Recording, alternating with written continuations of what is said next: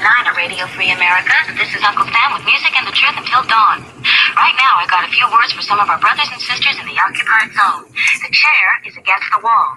The chair is against the wall. John has a long mustache. John has a long mustache. It's 12 o'clock, Americans, another day closer to victory. And for all of you out there on or behind the lines, this is your song. Hey, welcome everybody. We are doing a live Q&A, a live update on the 2A Patch Batch. It's a second year of a project where we're attempting to bring a bunch of people together from the Second Amendment community and do a crowdfunding project to get them some resources, in this case patches, some PVC, rubber, Velcro-backed morale patches that can be worn on like a hat or a jacket or a bag, or put in your safe or your headliner, your vehicle, or wherever you want to stick a patch, like a patch panel or something. And we've got a crowdfunding campaign, and we've got 12 different, really 11 different organizations involved. And this is an effort to do a couple of things at once. One is to get the patches made, and then the other goal or objective, I guess, would be to have an opportunity, to create an opportunity for the organizations to work together, collaborate, and that kind of thing. So with that being said, I started this, I think, the beginning of June, and turned out to be a bit of a challenge and effort to get everybody coordinated and started just at the end of, well, the beginning of July this month. And we've been going for now almost 26 days. We've got just a few days left on the campaign. And through heat and fires and craziness on this end and everything everybody else has been going through on their ends, we've still managed to get about, about 2/3 of everything accomplished that we wanted.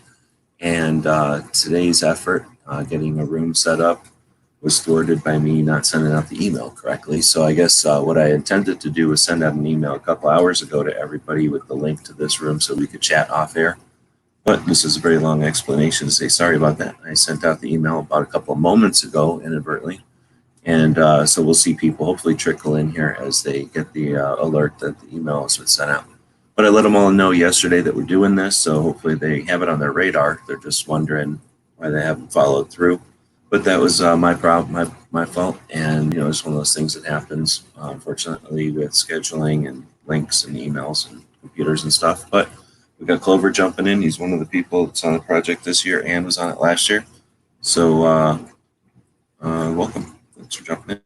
Hey, excited to get to work, and over 2/3 of the way there, which is great. So. Yeah, in time, I was thinking time, but in money too, and just, project in general. Now, the problem with doing stuff live like this is it's not scripted. So when nobody shows up, I just kind of assume that there'd be more people filling air. So we'll see if more people show up this afternoon, but we do have people showing up on the outside. We do these live because, a couple of reasons. One is it'd be really tough to do this as a produced video, I think.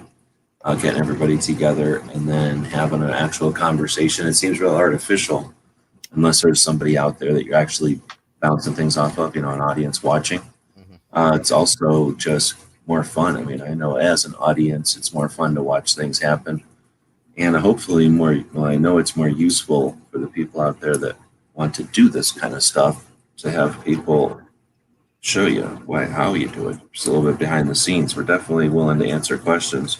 It's tough to present stuff that is familiar because you don't realize what you're forgetting, that what's obvious to you or what you're assuming.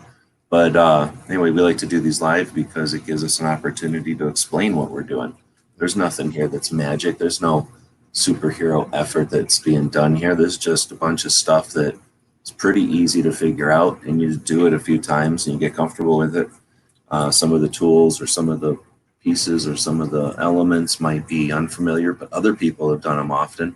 So it's the kind of thing, once you collaborate, you start to realize what your resources really are, how much more we can do, how much easier it can be, and how much more effective it can all be. So with all that in mind, we do this live. so that we can keep the people that are out there watching part of it, the people that aren't maybe here live but come back later as viewers, I guess, of the video when it's produced or once it's rendered, I should say. It's not much production going on. Right. Anyway, people can see what's been going on. Now, it might be too tedious. I'm sure some people look at this kind of stuff and go, "Oh, this isn't fancy, or this isn't planned out, or this isn't as I don't know, as got as much potential as it could be." But we're not trying to be the only or the only answer or the best answer. We're just trying to be a collaborative answer, something that everybody can be part of, and that we can all learn. I guess if we all know how the thing works and how the machine works and what worked and what failed, everybody can participate in making it better the next time, right? And hopefully have more and more innovations or iterations of this. This isn't a one or nothing thing. This isn't something only one group of people can do. So anyway, that's all. Some of the reasons we do it live, and a bit of explanation on why. Well, there's no script. There's no planned out way to present this to you in a nice fancy way that motivates you to open your wallet. Instead, hopefully, it just motivates you to be involved. If something about this isn't efficient or fast enough, or you see something that you can help hold something up and make it work better, be part of it. So anyway, with all that said, I'll just go backwards. We got, let's go forwards. It's dumb to go backwards. We got the duck, of course. I'm doing this over here only because Night Strike didn't show up and show us how to use GunTube. Just kidding. I just do it here because I can do this. Got Barbecue was the first one that showed up. Grandpa's out there. Mystic. Grandpa again. And then Jason. That's it. Then George Trucker. And if anybody else is out there, they haven't said nothing. So with that, I'll shut up and let Clover talk for a bit. Where are we at? You said we're 2/3 of the way? 69%. So a good number. 69, dude. So, yeah, close to 70. It's a good chunk. Well, it's good. 6s and 9s are good for math people. But what bugs me is it's been sitting at 60 for so long. I've done a lot of projects, and it's usually there's more. What's the word? There's once you've got awareness, it's like, oh, I need to wait for payday, or I'm waiting for so and so, or that kind of thing. So usually there's a little bit more consistency, or like some, this time it's been a kind of a lump. We had a spike there, and then it's just been kind of setting. So that part's a little bit concerning that we don't have any. What's the word? Momentum, I guess. Yeah, but I think most projects in the last few days, they kick in. So, am I concerned? Yeah, you always go into projects like this and you have some concern, but a lot of people is last minute. I know last year I was involved in the patch batch. I didn't pick up mine. I didn't even get the first 100 on mine. I think I was like 108 or 110, or I don't even remember. Right. So, I waited then as well. And so that's just second nature. As far as what you were talking about earlier about doing things live and the people, it looks like, heck, we got 18 out there now. I think this could be an interesting one because today, with the graces of G-Webs, of course, we kind of was talking off air there. We're gonna you've got to kind of get some insight behind the scenes, I think, here in a minute, of how to actually put together a press release, and also through POMA, Professional Outdoor Media Association, kind of see behind the curtain a little bit on what that looks like. I'm not going to show anything that's going to get me in trouble as a member, obviously, but I've already ran that by the good folks over there with POMA and everything, but they contacted them just to let them know, because to put out a press release, and then they, of course, have their email list and their social media accounts, would be awesome. But, with it being multiple people involved in this project, I wanted to make sure that they were okay with me releasing a press release that were mentioning people and things that were not necessarily, tied to POMA members. And yeah, so basically, POMA is the Professional Outdoor Media Association, so a club or an organization you join, and then it's basically like a leads type of thing, a way for people who are in the industry to have a place where we can chat. And it wouldn't necessarily, it wouldn't always be appropriate, right? To say, well, here, I can open the gate. So let me just open the gate and bring in all these people that never paid dues before, or that have nothing to do with, what's really going on here, or might not understand the procedure. But since I can sit down, let me bring everybody in. We didn't want to assume that, right? Right. Yeah, exactly. I didn't want to abuse my privileges there, whatever you want to call it. Sure. But they had no problem. They said that was great. Looked good. They did look over. I sent them the link. They did look over it, of course, because they mentioned a couple things in there that they liked, and they're familiar with some of the organizations and creators and things that are involved. And they said, yeah, sure thing. Get that newsletter over to them as quickly as possible. And they would get that posted on the website, shared on the social media, and do what they can to help. So I'm optimistic. As far as members, the total roster of POMA members is hard to tell as far as the reach of people, because you've got somewhere in the neighborhood, best I can estimate from the member lists and things that I have access to, somewhere around 500 members. But you got to realize we have companies and corporations and organizations and things that are members. So you've got, you potentially dozens of employees or other people underneath that, one membership, right? So, it may be a good thing. We're going to get this newsletter knocked out, get it over to them, and hopefully that'll close the gap a little bit from the 69%, whatever we're at now. Close that gap at least a little bit, and then we can finish that up, clean up everything on the back end. Yeah, I hear you. I don't think. Well, it's sort of like LinkedIn. It's not like people are chomping at the bit to look at a POMA update or anything.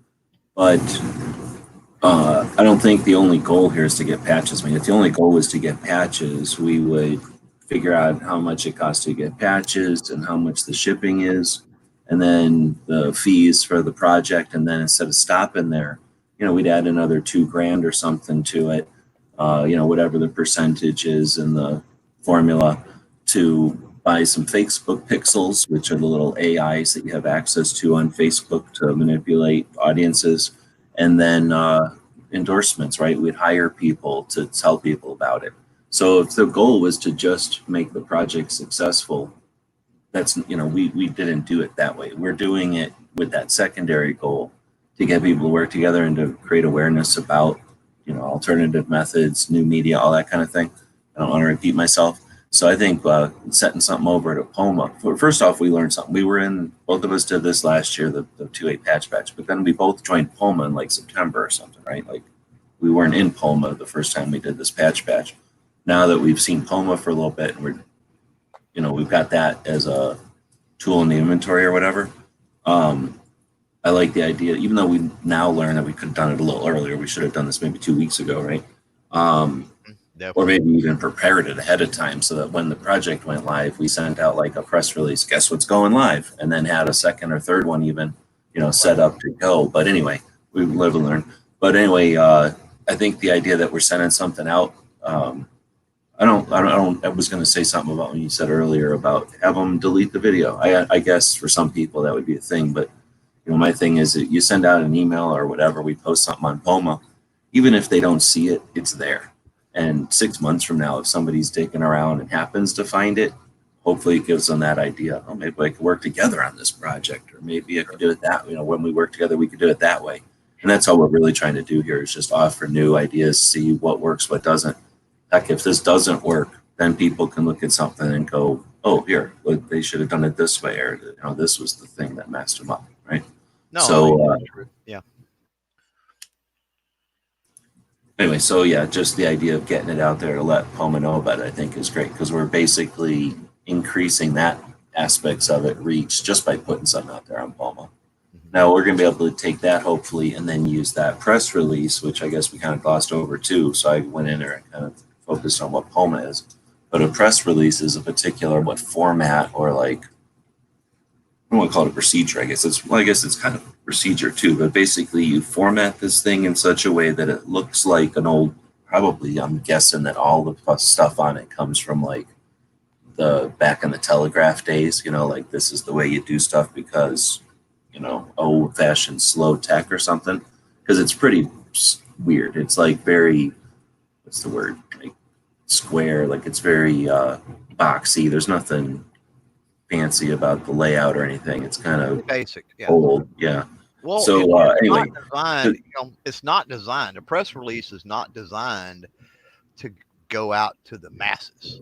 That's why it's called a no, press. it's sort of like behind the scenes. Yeah. So what I it know. is the So it's in, people like, that are versed in articulate writing and the people that are versed in artwork and magazine covers and photography. layout and scheduling. It's the information they need to then turn around and report that what is happening. Yeah. So that's the other thing is that we're gonna make this thing for Poma, but then be able to send that thing out to other places. So I have a couple of venues that I've used in the past. Probably should have done this earlier, but heck, whatever. Just like I've mentioned before, I didn't wait to ask everybody when it's a good time to do this project. Do the same thing for myself. This wasn't the ideal time for me. I'm not living the life of splendor here and got all the time in the world to throw another project on. But that's not the goal here. The goal is to, while we're busy and things are difficult, and while everybody else out there has got a million things to worry about, let's remember that stuff doesn't get done for us. We don't, you know, just because like you had a pipe break, or just because it's hot out over here, you know, just because it's raining, you got a hole in the roof, doesn't mean Bloomberg ain't spending $5 million in your state and he ain't spending $60 million in the rest of the country. True. You know what I mean? So we don't get to choose our fights. We just have to win and do it in such a way that the kids learn from it and they're ambitious and enthusiastic about their fight and they're not discouraged and dreading their fight. Fights Right. aren't fun, but they're just a part of life. And to hate them and be afraid of them so bad that you're ineffective, that's not what we're trying to do here. We're trying to be examples of how to get stuff did. So Clover's bringing up the screen share here. You'll get Talk about everything. Poma, or is this just? This is the Oh, you know what else we can talk about? CSC Poma conference. Or we could talk about GRPC and what we got to do for Peach. Because, I mean, obviously there's other things I've been trying to do to get people ready for a GRPC virtual, but now that we actually have that, and it's not just a theoretical what if, but literally our GRPC will be ripped from its foundations, uprooted, and we're either going to have a dead tree laying there with no roots, or we're going to figure out how to cut cordwood and have useful lumber in September. But anyway, we could talk about if this project can help facilitate that at all. Maybe not if we're the only two that ever show up. I couldn't say that. I shouldn't say that's a shitty way to say. I sent out that email like 5 minutes ago, 18 minutes ago. Yeah, you're talking at mid evening or whatever, early evening on a Wednesday as well, and so there's so many different. Well, definitely, I'll immediately follow up with this with like one for Saturday. I'm thinking about doing a telethon anyway. That's what my goal was today. But I kind of mentioned to Clover, at least I think he's the only one to talk about. I'm sleeping with the temperature here, so it was 100 degrees today. I slept during the hot part of the day. Woke up when it started to cool down.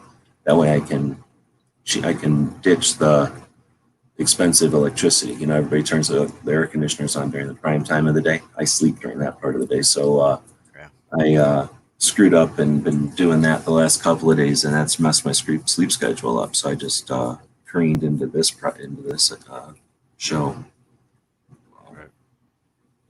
Without the breaks. Anyway, you're showing us Poma, and I interrupted to talk about the conference. Right? No, I mean that's quite all right. And I agree. I mean, this is one of those things with Poma that Palma's one of the things that's there, and my opinion, you pay out the nose for for a membership, $200 a year for those that are not aware. But at a certain point, depending on what you do, what your channel does, that sort of thing, I've been a member about a year. It's almost time to up my membership again, and I will be upping my membership again because the ROI with Palma has been great. I mean, the networking contacts has led to the legitimacy that it's given the channel. The there are not just with the POMA corporate members and stuff like that. Obviously, you have those contacts that you have access to and other things. But uh, when you have POMA on your business cards, which I put, when you have POMA in the footer of your email, which I have, even contacting other companies, may not be a corporate member of POMA, but they understand and they know what POMA is, and they know it's a credentialed right media organization or club or however you would phrase that. um so it can help in so many different ways. And unfortunately, I mean, this is the homepage. Unfortunately, if you look, I am logged in, and you do have to have a login to see a lot of the stuff on the website. And um once you log in, then you have access to that members only area up in the top left corner. And that's where I'm going to go here in a second. And there's a bunch of different things in that members only area, from the membership lists to be able to put out that you're looking for a So certain job. let me interrupt you just because Charger Trucker says he's driving but not reading, and he asked what's the cutoff date. I think he's asking when's the end of the campaign. Since he's driving, I just figured I didn't rudely interrupt you here to narrowcast to him. I think it's Sunday night, right? Yes, correct. Okay, sorry, I totally interrupted you there. You were telling us about POMA's main page and being logged in as a member.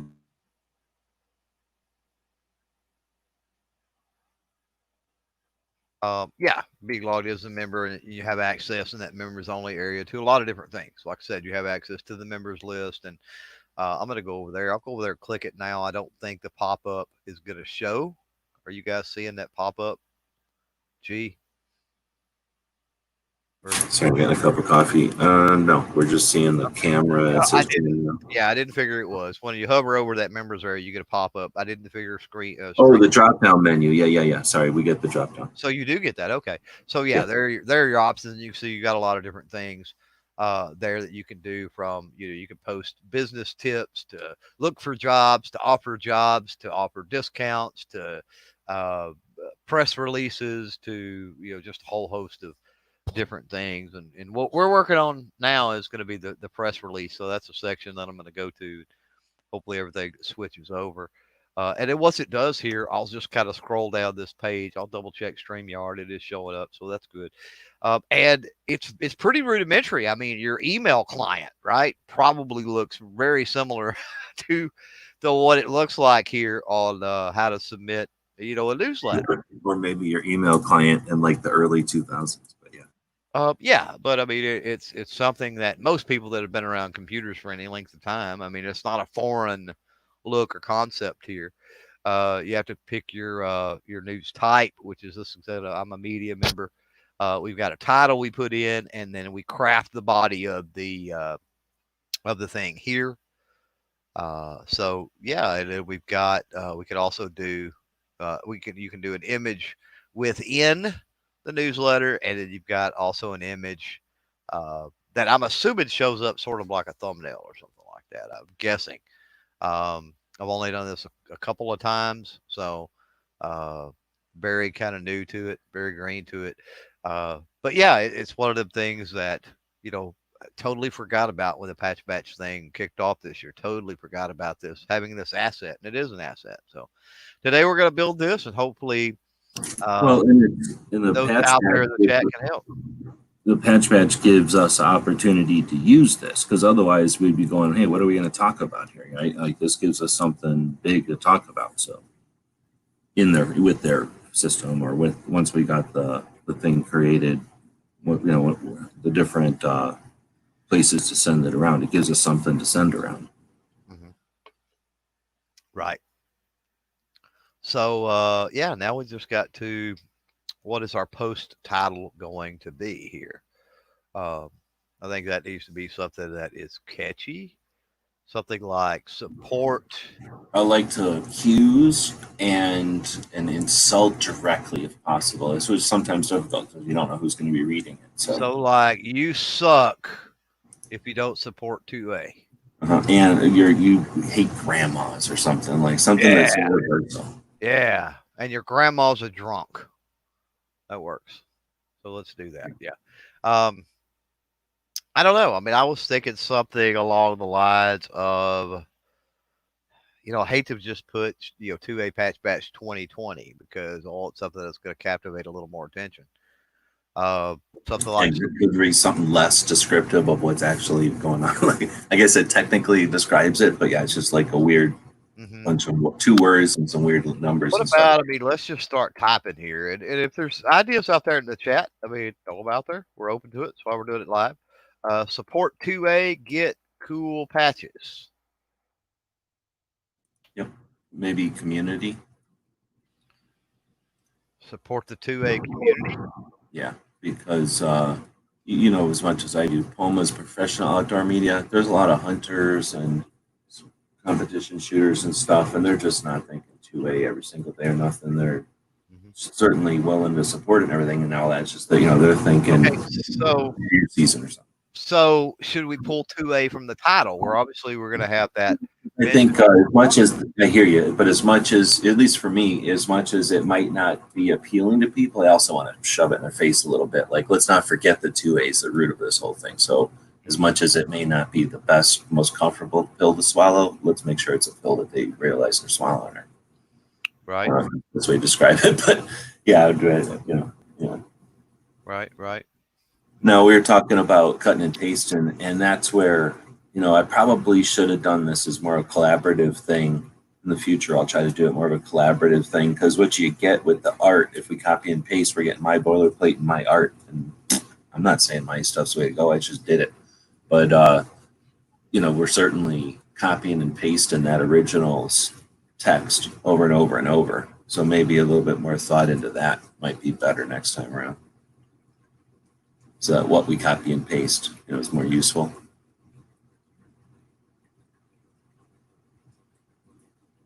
I was, I guess, anticipating what we're going to be doing next, just grabbing a bunch of stuff off the campaign. Now, are you sharing your screen or just the document, the window? I'm sharing that particular window. Yeah, the tab. So, yeah, as I copy and paste, I mean, you won't be able to see where I'm copy and pasting from. Georgia Trucker saying new owners will search Second Amendment, not 2A, in my opinion. No, that's a good point. Nobody even knows what 2A is. It's barely, and it's not good shorthand for us because it just gets lost too easy. But I agree. I don't know how many people are going to search for Second Amendment, but if they were going to search, they would search Second Amendment. I agree with you. Right. But this isn't for something for searching. We're shoving this in their face. This is going to be on a feed, right? This is going to be showing up is a part of a thing. So we're not looking for people. We're just trying to catch their eyes. Maybe they're going to be already. This could end up in getting pulled in searches later, but sure. Here, this is behind the way I understand this. This is behind the paywall. So the odds of that are extremely slim, I think. Well, no, but you still got to search. I mean, there are still a lot of members. And like you say, once it's on the archive, then it's up for grabs. It's the long tail. And the only way it's going to be found is through search. But right. Even if it's 10 people searching, it's still a search function. I mean, the same principles apply, I guess. Correct.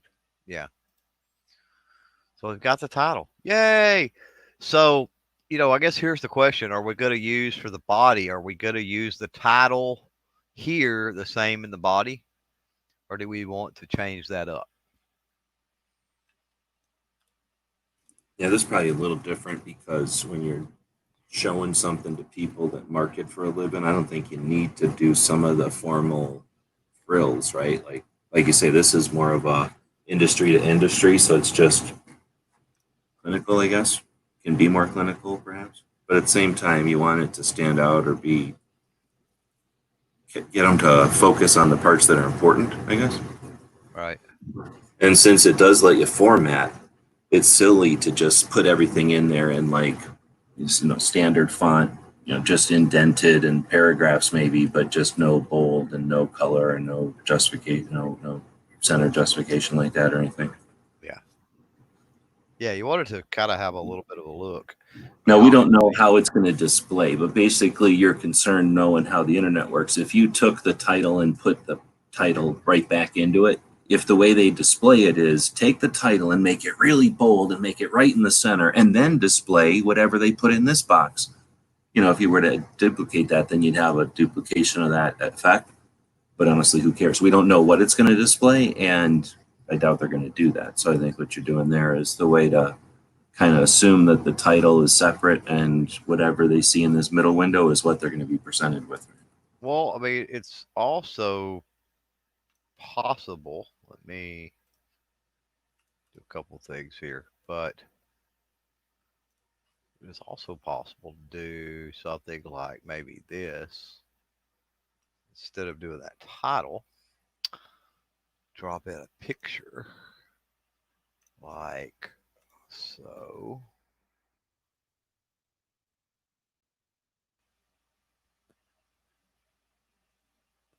It tells me that the image source URL is missing. Hang on, I got to figure out exactly how to make this work.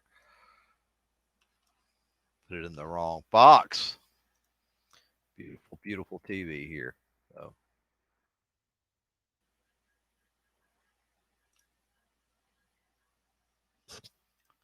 So having something like that, the problem that we've got, and I can bring this down so we get a little more view. Problem we have with this, I like the idea of having this in there like this, maybe instead of the title. But it's huge and taking up all that white space. Yeah, I don't like the up and down. So let me do something. I can email you a copy, or you can just put it in Paint and chop it on. I can just throw it in Photoshop right here, right now, chop it, upload it back to my server.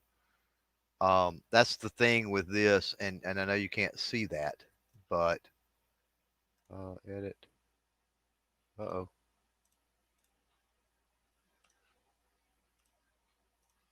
I know you can't see it because I'm not screen sharing that part, but crap, lost my train of thought. What I was going to say.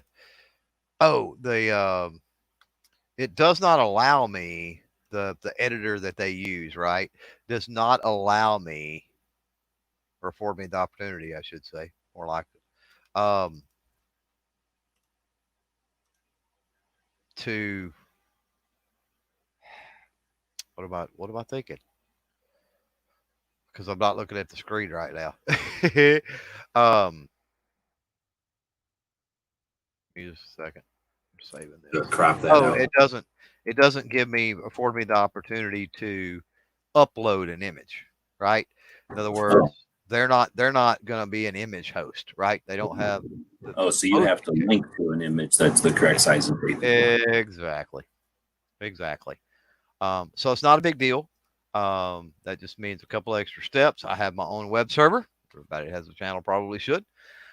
So it's just a matter for me of cropping that image down, saving it, and then uploading it to my server, and then pulling the just pulling the image across. So doing that right now, or attempting to.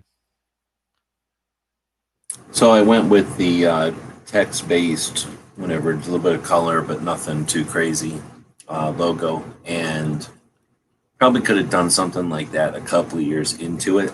Probably should have gone with some kind of a logo that it gets the point across of what the whole thing is.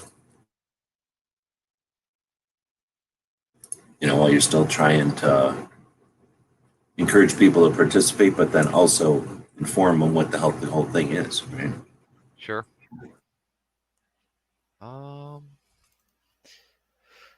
You ever have that time where you make a picture and you name it and you do all of that, and you get somewhere and you forget what you named the stupid thing?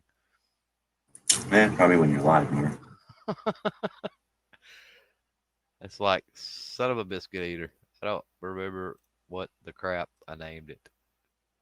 2A patch, it looks like. Yeah, I don't know what folder it's in, but it doesn't matter.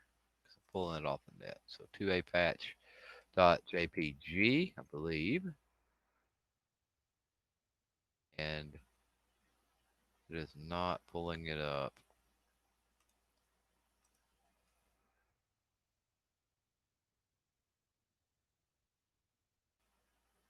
So Grandpa's saying could do like a video with the mags, but with the 2A patch. So you guys did a video where you're kind of throwing the magazine off screen, and then the next person starts a video by accepting a magazine from off screen, and that way a bunch of people did that system or that format, and then you could put all those together, and it would look like the magazine was consistently being thrown through different people's snips.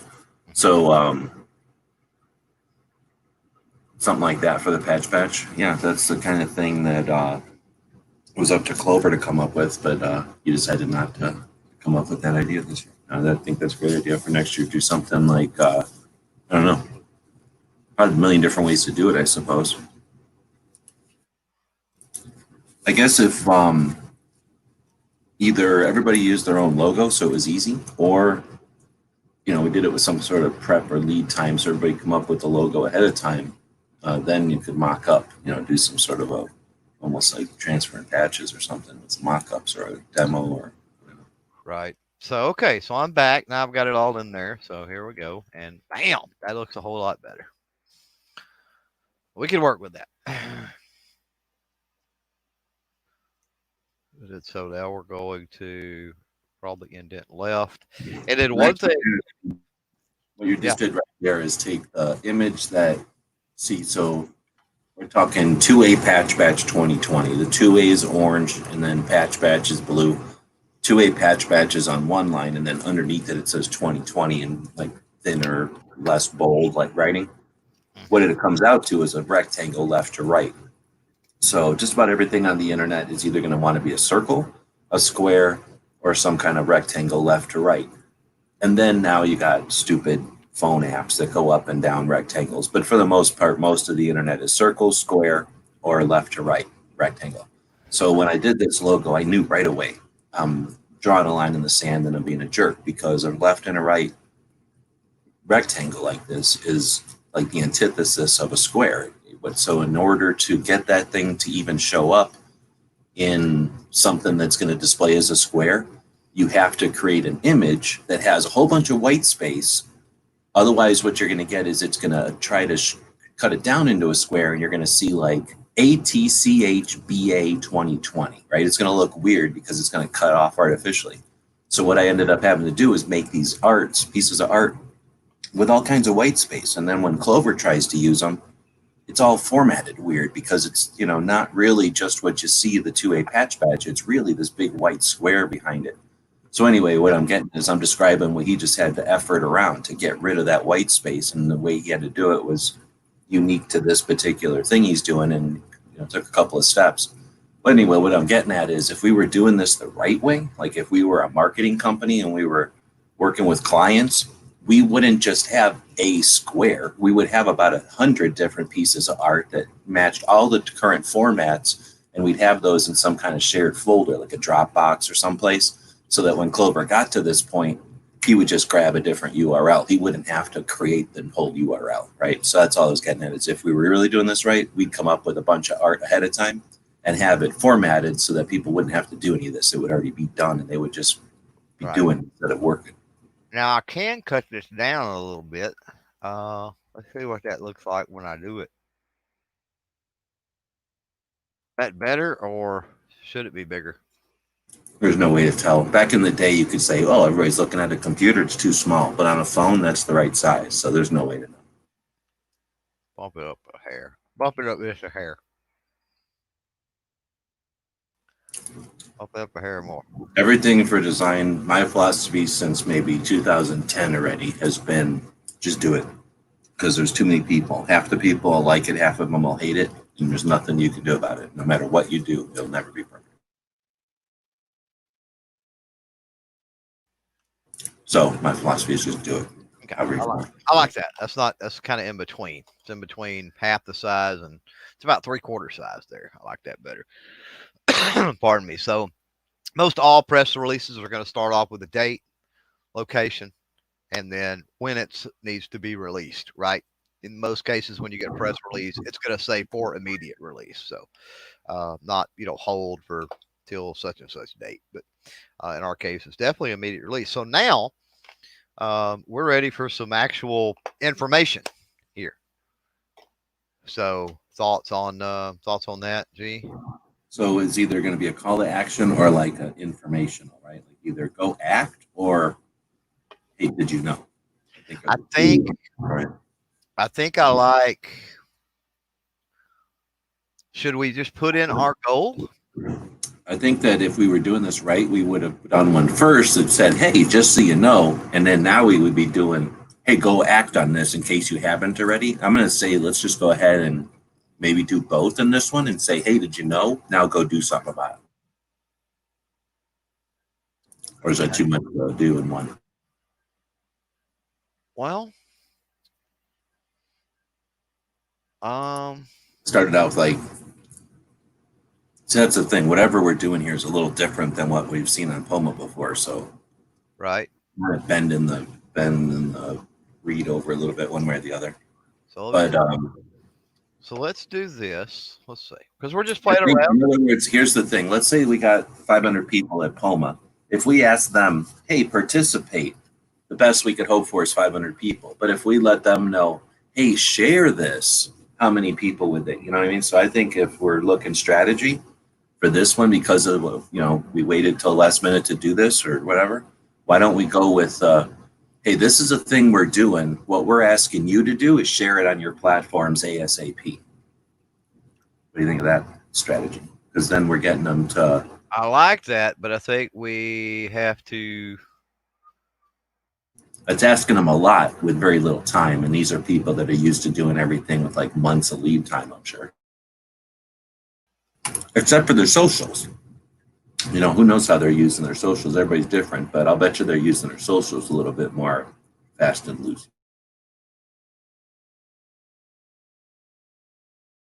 And like you say, you put something on your website, it's there. Somebody can take a screenshot. You got to pay for it for the rest of the time. It's inappropriate. But social, you can take down a post. A lot of people post things. Hey, be aware of XYZ. It's a limited time offer.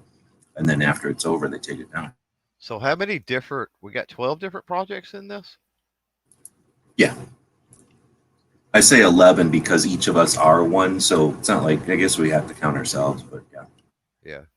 Resource 4.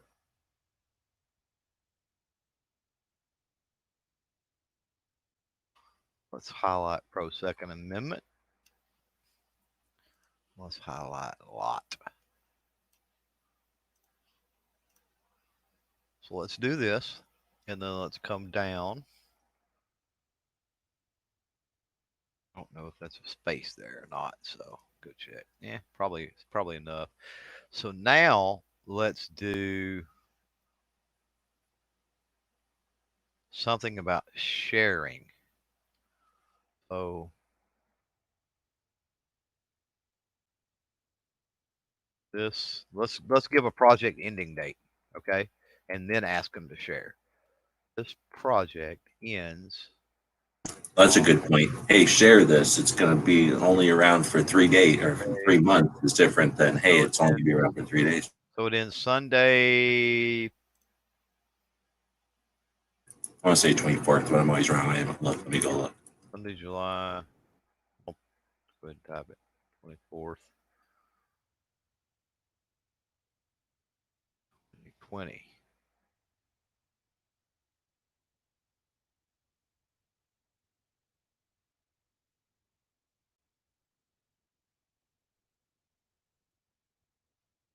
Oh, no, I'm wrong. They'll end the 26th at midnight.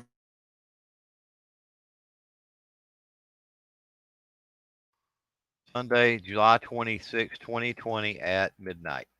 Eastern Standard Time, right? I think Eastern, yeah. Okay. No, Pacific. It goes by when you are or where you are, I guess, when you make it.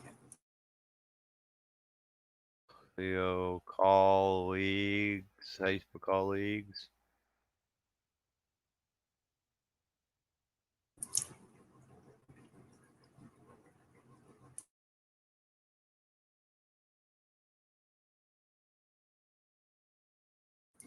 All right, so end Sunday night versus end Sunday the 26th at midnight. I think for regular people, I'd just say like Sunday night, but for something like this, I think having the the details is like expected and it's not overwhelming or anything. Right? Right. Yeah, I think so too. Plus, we're getting so close to the end. If Okay. it was like the first contact, I'd probably just be like Sunday the 26th. Whoa, what happened? Oh, it just pulled that down. So, okay, that's weird, but it's just the way it is. This project. Let's go with the project. I like that better. The project ends. The project ends on Sunday, July 26, 2020 at midnight Eastern Standard Time. Please share this with your pro-gun, pro-second amendment, comma, friends, family, and colleagues. Basically anyone. Now here is where we want a like view this project and more details on Indiegogo, right? Yep. Here. And we want this to be a link to the patch batch. So I'm going to go up here and I'm going to grab the link and find my spot. I'm going to come back down here to highlight this. And I should have an option somewhere up here. If I can find it. It's got colleagues misspelled, it says. It's got a what? Your colleagues is COLLEA. It's spelled wrong. EA. COLLEAGUES. GUES. Backwards. It didn't look right, but thanks for whoever pointed that out. We'll spell check it all here in a little bit, I promise. So your browser isn't spell checking for you? No, I have that. It's man, I deal with so much code and different things, dude. That's a nightmare. So I don't mess with it. I turn it on and off as I need it. Okay, somewhere up here, there's bound to be an option for a link. Here it is, right here. So the URL, bam, type that in, tell it okay, and that just made that a link. Oh yeah, it's midnight PST. That's midnight PST. Pacific, yeah. Pacific Standard Time. Okay. So that's pretty direct and to the point there. So I think it's short and sweet. Here's what it is. Here's where it ends. We need you to share. Here's the link. I'd probably throw in. Well, I want to throw in more, but I'm talking about the very first section because you've got people that's going to see this and they may not read through all of it, right? So you want to get picture. You're going to write more too. Do what now? I was thinking that was it, but if I was just going to say a picture with the color, some color and stuff. So at the bottom, we need some contact info. So, I mean, I'll put that in there here in just a second, and then. So what I'm thinking now that we've got our call to action, this is, hey, here's what it is, and our call to action. We need you to share this, or obviously they can support it and stuff as well. Yeah, that part's implied, right? Like we don't have to be like, hey, you can also be part of it. I think now that we got this, now let's throw another picture in here. That'll give us a break, right? So another picture in here, and then list who's involved. Because this is an opportunity and they don't mind, right? Well, because our audience here, at least for this POMA, for this group, is people that are in the industry. So yeah, I agree 100%. Short and sweet. Here's all the details you need to know. Then a picture with the patches so they can see visually what we're talking about. But then, yeah, here's an opportunity to support these organizations and maybe something like, if you think you can help, if you want to talk to somebody directly, let me know, or something like that. Like I can get you into contact if you'd like to do an interview. I mean, this one again is kind of last minute, but we're exercising toward next year when we plan this out a little bit. But if we were doing this at the beginning of the project, something like, here's what we're doing, here's the people involved, and if we can help do something, let me know. Here's what I'm thinking. Okay, we do the picture of the patches next on here. I'm still screen sharing. You can see all this, right? Obviously. We put a picture of the patch thing, the patch picture thing next. Then we say, Here's a list of the 12 creators, activists, organizations, etc., that this project involves, and then post a list with the links, the list with the descriptions of the stuff you've got with those links. Then at the bottom, when we close out, typically you'll close out by saying, for more information, contact me at media@globaltech.com. Instead of doing that, I will elaborate a little more in that spot. And let's say if you would like to request an interview from any of the parties involved, people involved, whatever, with this project, you can contact them through the link above, or by contacting me directly at blah blah blah blah blah blah blah. Yeah. Something along that lines is what I'm thinking. Let me go grab the patch batch picture. So do you have just the patches? Oh, I see it right here. Well, yeah, there's the one that's like got the images, and you know, there's no picture of yours, and there's nothing with 2Ds really that are all together at least. And I still haven't. We're not done, so I kind of quit sending art over. If it doesn't end, I don't want to have like 12 things that I yank back. And it's this is just gives a visual. You know what I mean? I mean, this is not. Right. That's just. I mean, that just looks better than having nothing fucking there. You know what I mean? Right. And it Pardon immediately I forget where indicates how many are involved. When you say 12, it's one thing, but when you see a pile of them, it's different. And so now let's divvy this up. You'll notice that I went center here, I went left, I went center, I've stayed center. Let's go left down here again for this part. Moving his justification all around. They do things differently in Texas, that's for sure. Do what now? We stick with the justification in this part of the country. Do you? Well, it just breaks it up visually. No, I'm just giving you shit. So that's a little thing that kind of I learned it. You found out of my live chat, whatever day it was, and I found out about a new museum. So before we go any further, in Armadillo, Texas, handle, there's a I forget the name of the college, but it's like College of the Texas Panhandle or something like that. There's a college up there, and it's only a couple of miles south of the highway that goes, because there's only one road through Armadillo, right? So it's just a couple miles south of the road. In that museum, which turns out to be a pretty interesting museum, it started in like the 20s, and I forget what started it from reading it now, but something started it, and then everybody in the area just started bringing over all their old stuff. Once they knew there was a place they could put it where it would be shared and other people could appreciate it, that people started to contribute, and it just became this massive kind of eclectic museum of all kinds of stuff. But one of the things that they feature is a gun collection. So gun collection in Armadillo, next time you're driving through there, leave time, try to schedule it so you can get there during business hours. And another gun museum right on the path that we've been driving back and forth on all this time.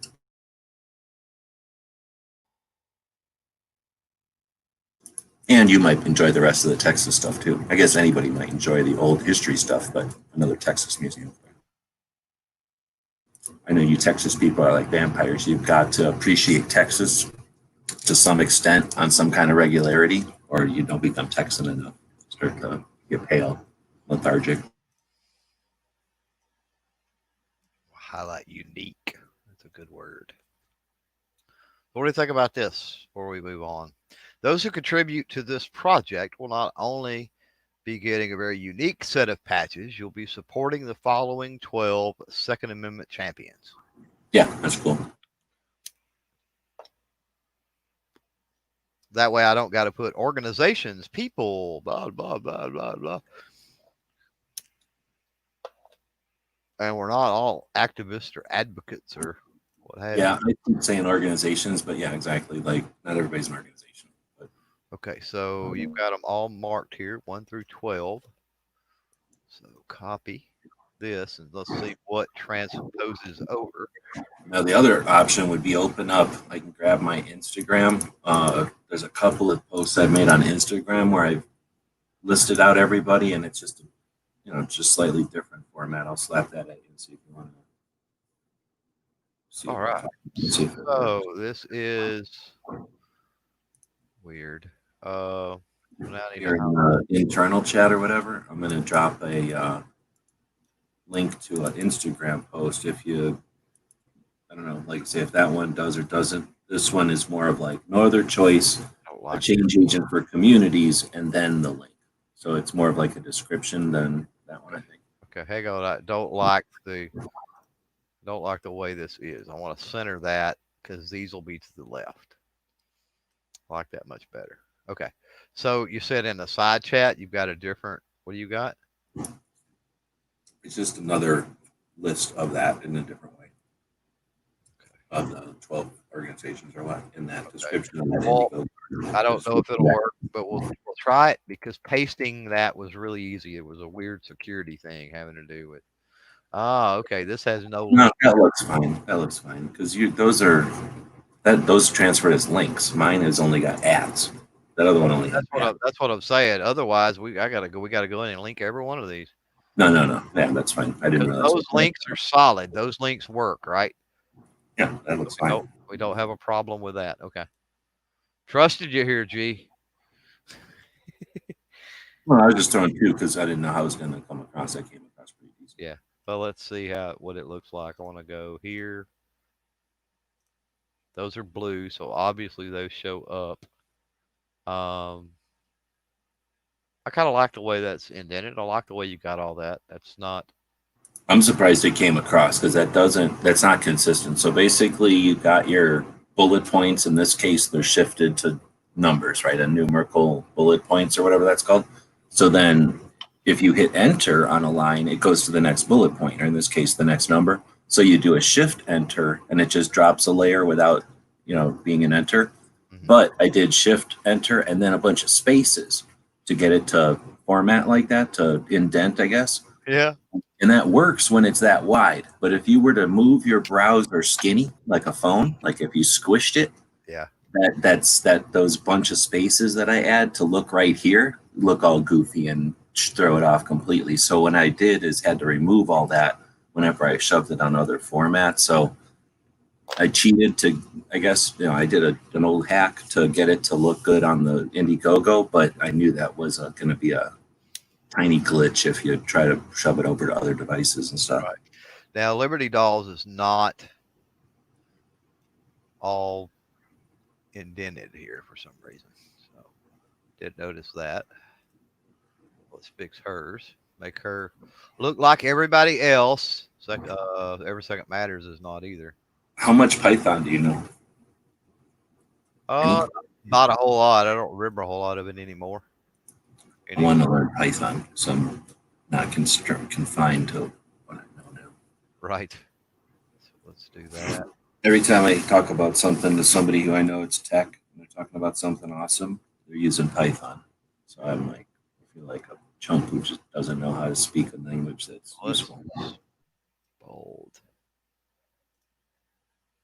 Voted to advocating rights earned by the constitutions. I got my mute on. I don't know what are you clicking on? Well, this here it says constitutions, plural, of the United States of America. What are we talking about? Under Connecticut Citizens Defense League. Oh, let's go find it. That's probably taken boilerplate from the thing, or I typoed. A nonpartisan grassroots organization is affirmed by the Constitution of the United States. Oh, no, it's the constitutions, the United States of America and the state of Connecticut. Each state has, almost every state has their own constitution. I feel you. Okay. So that is a weird instance of a plural constitution. So some of this is weird. So yeah, you're right. It's got some of it worked, some of it didn't. So yeah, and that's all just the it's going to change if you change the width of your. So that's exactly, you just do that or that. Exactly. That can't lose. You can do the shift enter, but that's not. It doesn't look as good as putting an indent in. This looks okay. That's what I was saying. If I learn some code already, I don't have to be constrained to their WYSIWYG. I can just build my own WYSIWYG. Add my own tab structure. But that's a lot of work just to go do your own tabs. Right. So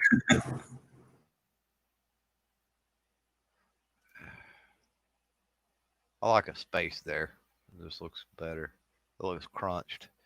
Um, I think going, for doing this again, it would be good to have everybody write up their own intro too, instead of just assuming yeah, like mansplaining everybody's intro for them.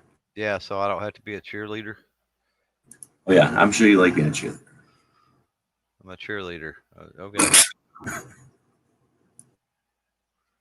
And here is every second matters. Pull that back. Okay, that's better.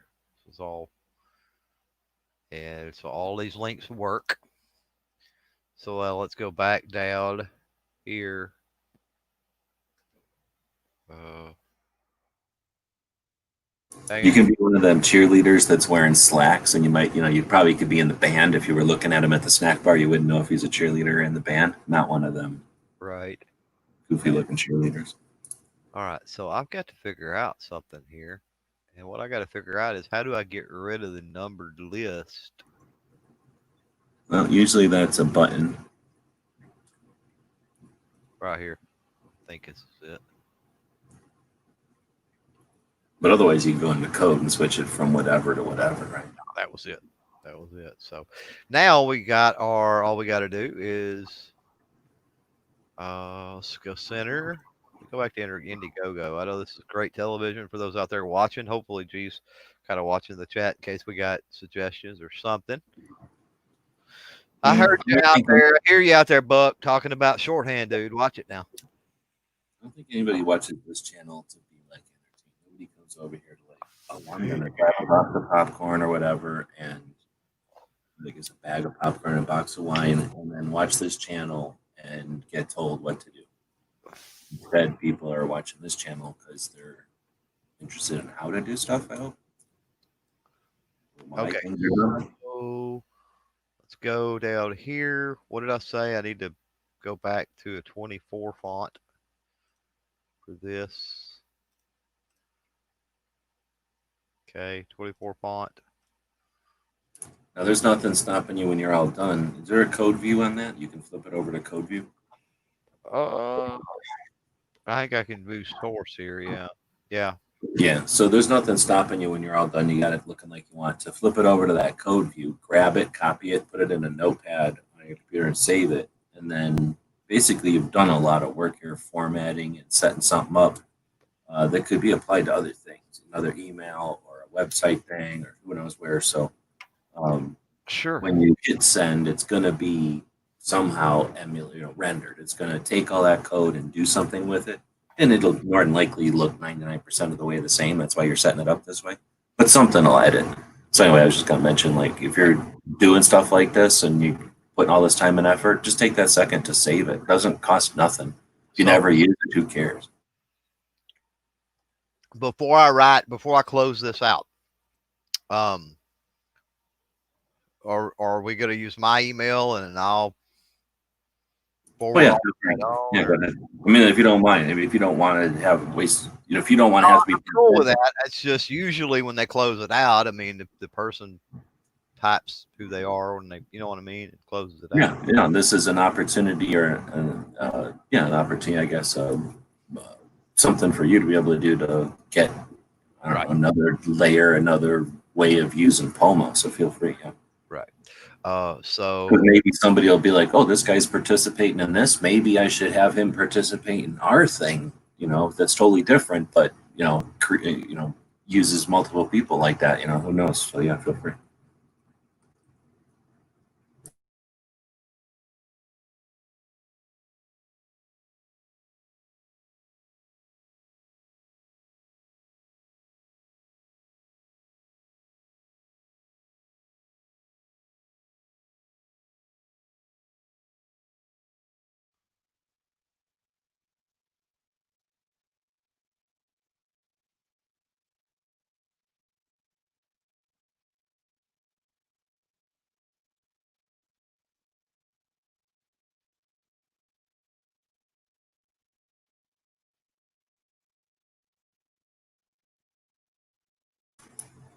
Yeah, I'm gonna go erase that cheerleader part. He's not even cheering at all right now. He's gonna board.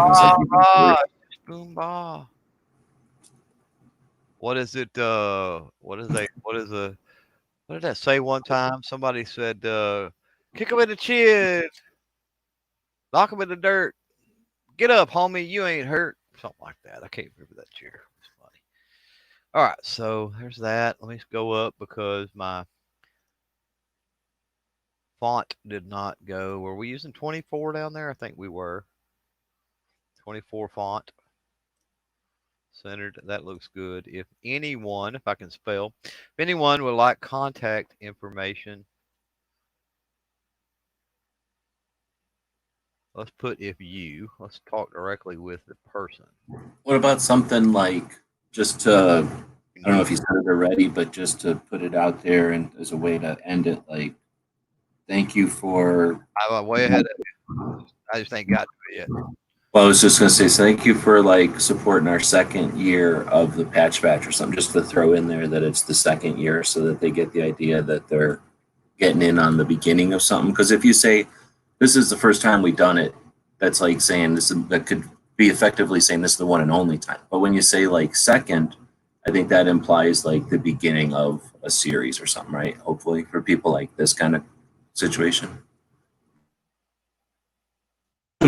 Of the patch batch project. Does that work? Thank you in advance for supporting the second year of the Patch Batch project.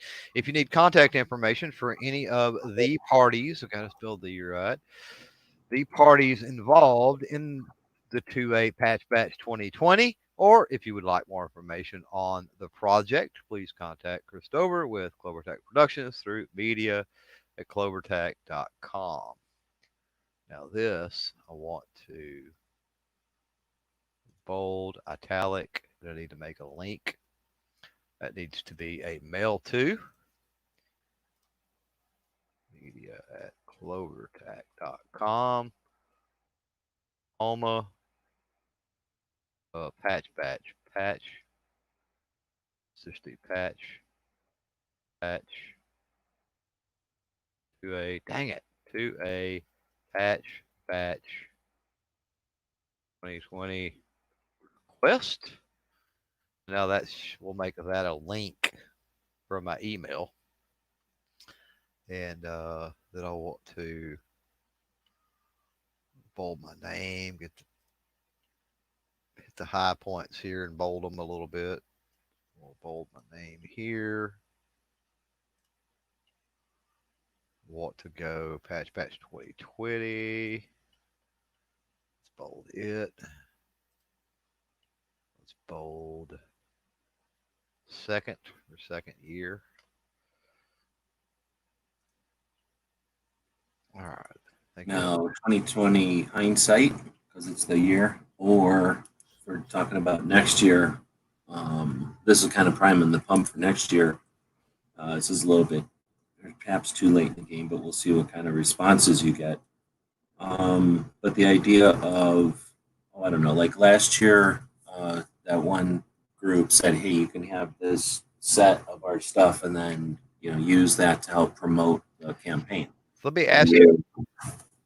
Okay, let me ask you a question. How do you feel? I've got this. Let's see. Thank you in advance for supporting. I got all that done. How do you feel about putting the Second Amendment at the bottom of it? I don't know. I don't know if it's necessary. It doesn't cost nothing. To the audience you're sending it to, I don't know. I mean, it just kind of puts an exclamation point on it. You know what I mean? To me, I'm gonna plug it in. We'll see what it looks like.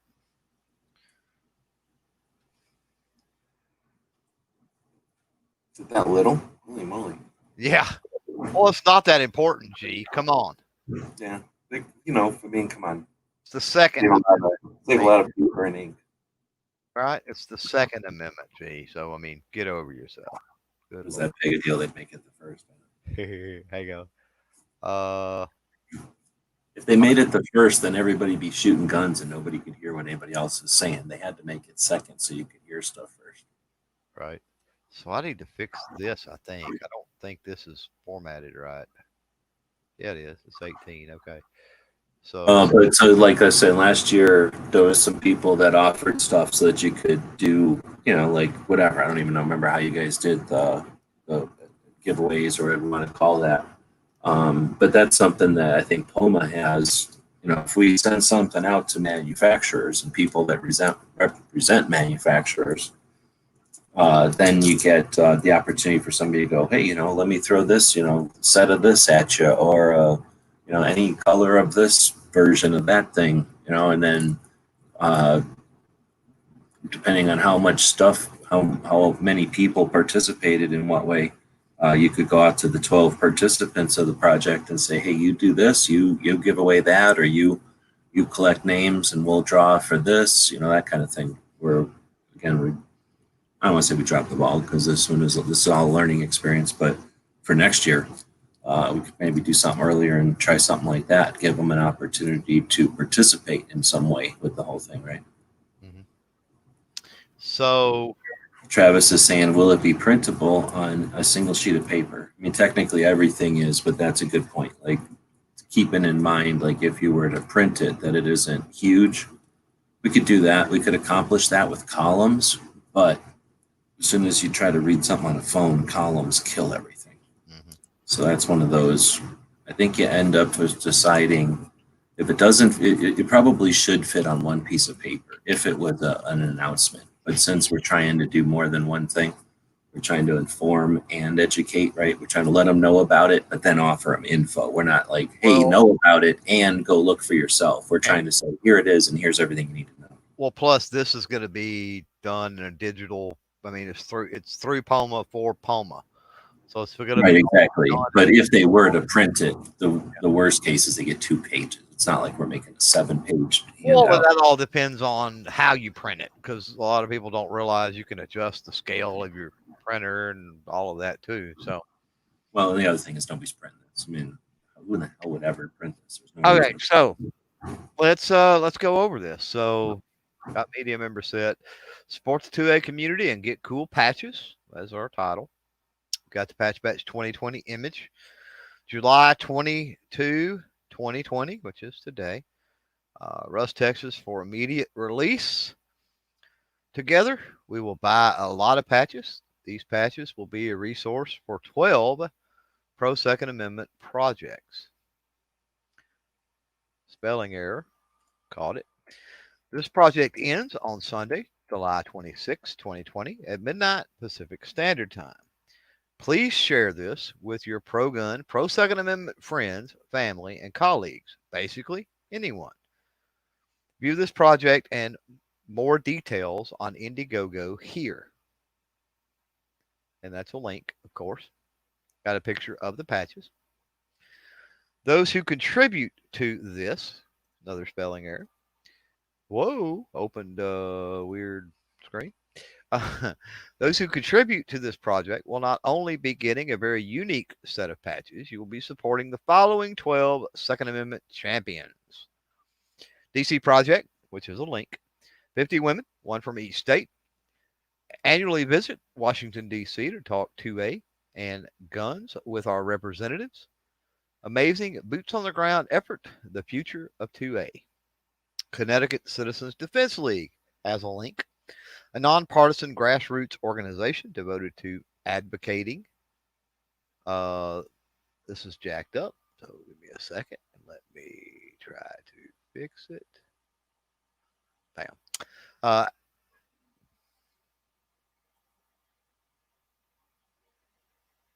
There we go. Advocating. Why is that not typing right? Okay.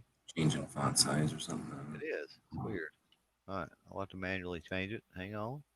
Stand by. Okay. Maybe that fixed it.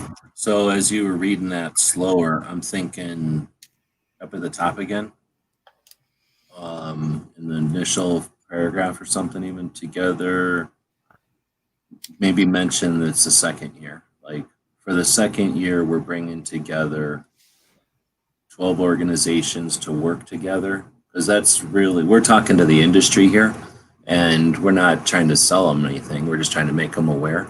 So I'm thinking maybe even a first paragraph, like for our second year, we're bringing together 12 pro rights organizations to collaborate and whatever, so that we give them the gist of like the real deal, and then we tell them what the retail pitch is. Does that make sense? Like here's the wholesale side, like here's the deal for us industry, How and then about here's what we're talking about. how about that? For our second year, we will buy a lot of patches. Those Well, patches. because that's not what it's about. That's what I'm saying. So I'm saying maybe something for like our second year, we're bringing together 12 Pro 2A groups to work together. And no, leave all that. And then the second paragraph is this is what we're gonna do. We're gonna buy some patches. But I'm just saying as a initial paragraph, add an initial paragraph where we're saying about the second year, and that it's a campaign to bring people together. Because if it's just another here's a project to raise funds, who gives a crap, honestly? Like everybody wants to raise funds all the time. What we're doing is we're bringing the industry, we're changing new grounds here. What's unique about this is that for the second year in a row, we're bringing the industry together.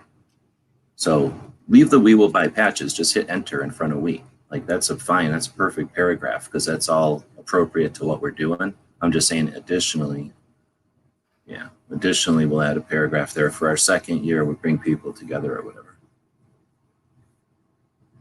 No, quit putting that in the same paragraph. I'm saying the first paragraph, because this part here is retail. I don't want to talk to I wouldn't be talking to the industry about retail. That's like walking in as a salesman to the gun shop and saying, here's what I got to sell you.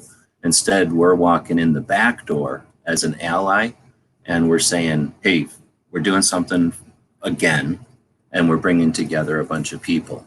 You can be involved in making that happen. And here's what the gist of it is. Does that make sense? Groups to work together or something like that.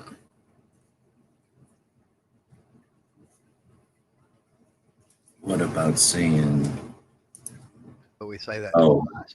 We're redundant in the first three sentences, though, that way. how's that? Okay, we're bringing together to work together because that's the real point there. And then we can put in the second paragraph, then we'll be buying a lot of patches as a resource for those groups. We can get rid of that redundancy, sure. But the goal in the first paragraph is to let them know that we're bringing these groups together to work together. For the second year, we're ready to go. Oh, you're saying together, yeah. Effort to work for Yeah, opportunity to work together. common goal Yeah, opportunity though, it ain't an effort. It's supposed to be. and an opportunity. With an opportunity, it'd be groups, regular groups.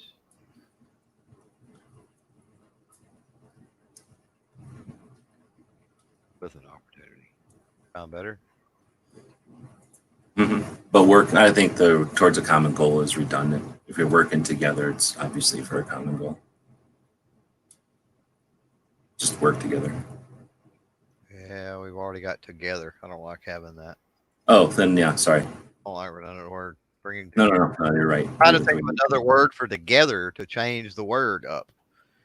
Somebody out there, some Scrabble. Well, just change it from bringing. We are bringing together. Wait, no, just bringing 12 pro groups together. No, wait. Yeah, you're right. Get rid of. Just go hit undo twice and leave what you had under before. I wasn't reading the whole sentence. I was just reading those words. Just hit undo like 3 times and you'll be back where you were. Hang on, what do they say?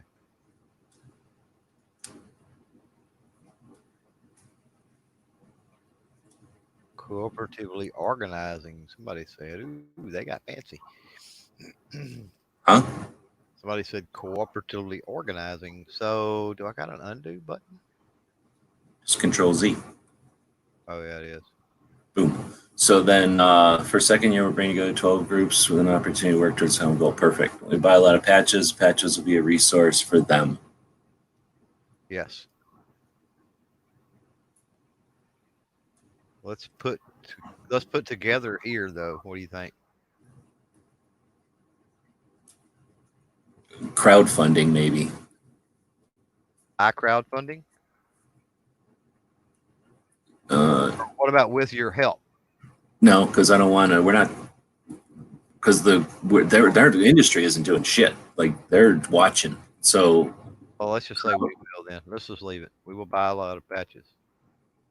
yeah, Those and patches then just will be a for resource them, for it's fine. yeah, damn. Hang on, I got to justify. Okay, for the second year, we're bringing together. Let me go put a space here. That looks cluttered. Yeah, that looks way faster, and it gets the point across in a better way. I Second appreciate year, that. we're going to 12 pro Second Amendment groups. I need to highlight that because we dropped it below. So I want that highlighted. For the second year, we're bringing together 12 pro Second Amendment groups with an opportunity to work toward a common goal. We will buy a lot of patches. Those patches will be a resource for them. This project ends on Sunday, July 26, 2020, midnight PST. Please share this with your pro Second Amendment friends, family, and colleagues. Basically, anyone. The link. They're saying use everyone instead of everyone. I like that. I like it. Yeah. I like it. Good call, whoever that was. Except for the fact I got to try to bold this now. There we go. Oh, if I spell it right. Everyone. Okay. Okay, those who contribute to this project will only be getting a very unique set of patches. You'll be supporting the following 12 Second Amendment champions. Here's what I'm going to do. I'm going to unbold this because, can I? There we go. Because I bolded it a while ago. And I'm going to bold 12 here. Let's not do the same thing, bold. Let's change that. Okay. Bold champions, too. We're all champions. We are the champions. Okay. I like that better.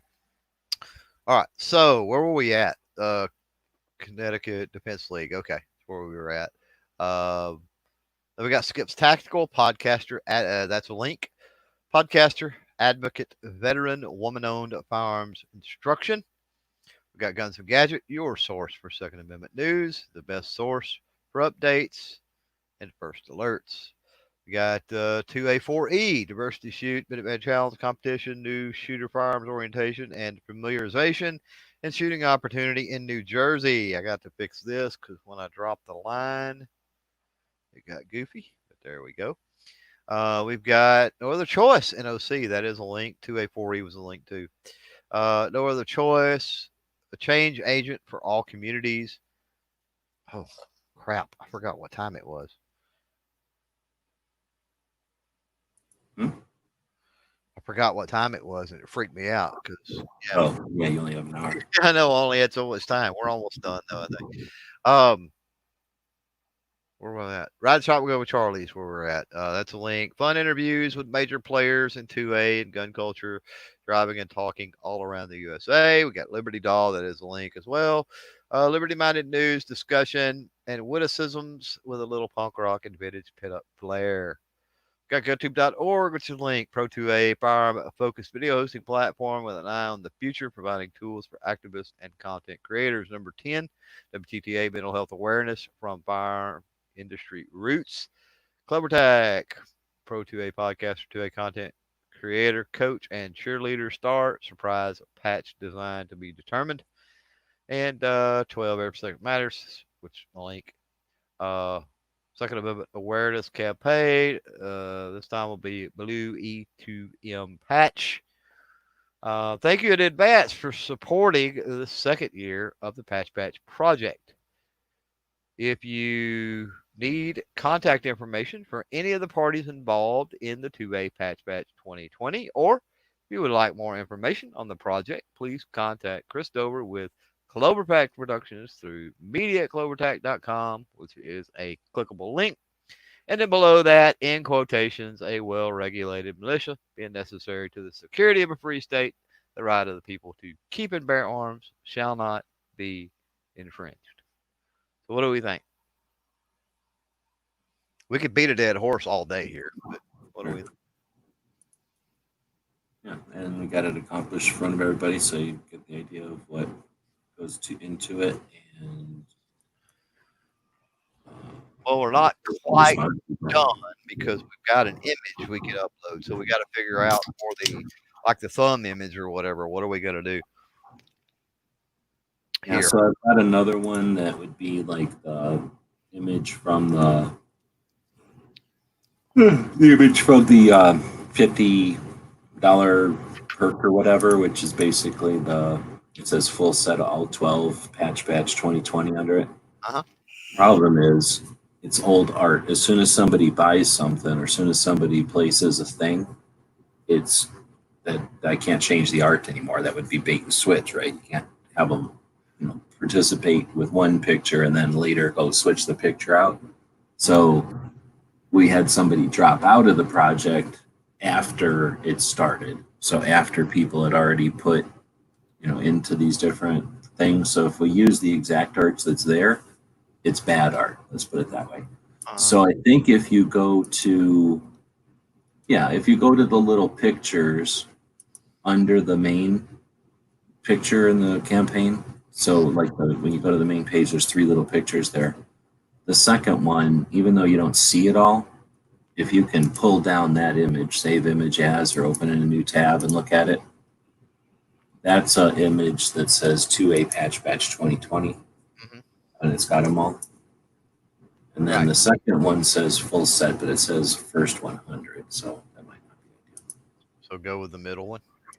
I guess I thought it said full 12, but who cares? I guess that pretty much gets the point across. There's a bunch of different things. Well, it's a thumbnail, and basically, and the other cool thing about it. Oh, I've got to download that. Hang on, because that is an upload. So give me a second. Where's that? Dang it! Dad nabbit. There we go. Oh, I gotta save that because I gotta upload this one. That's a combination. Is what's cool. Combination of the pictures we're already using in the newsletter, right? So that's kind of cool anyway, I think. Let's see if it will upload or if it freaks out on me. Apparently not. Okay, are we ready? So when I hit submit, it's Yeah. Okay. Just making sure. Now, am I a robot? As far as I know, I'm not a robot. But it may require me to go see a doctor before I can actually submit this. So there, I want to be sure. No, I'm not a robot. So here we go. Hopefully the page hadn't timed out. Here, I'm going to do this. Hold on. You said copy the source to a notepad. And that was a great idea. So select all, copy.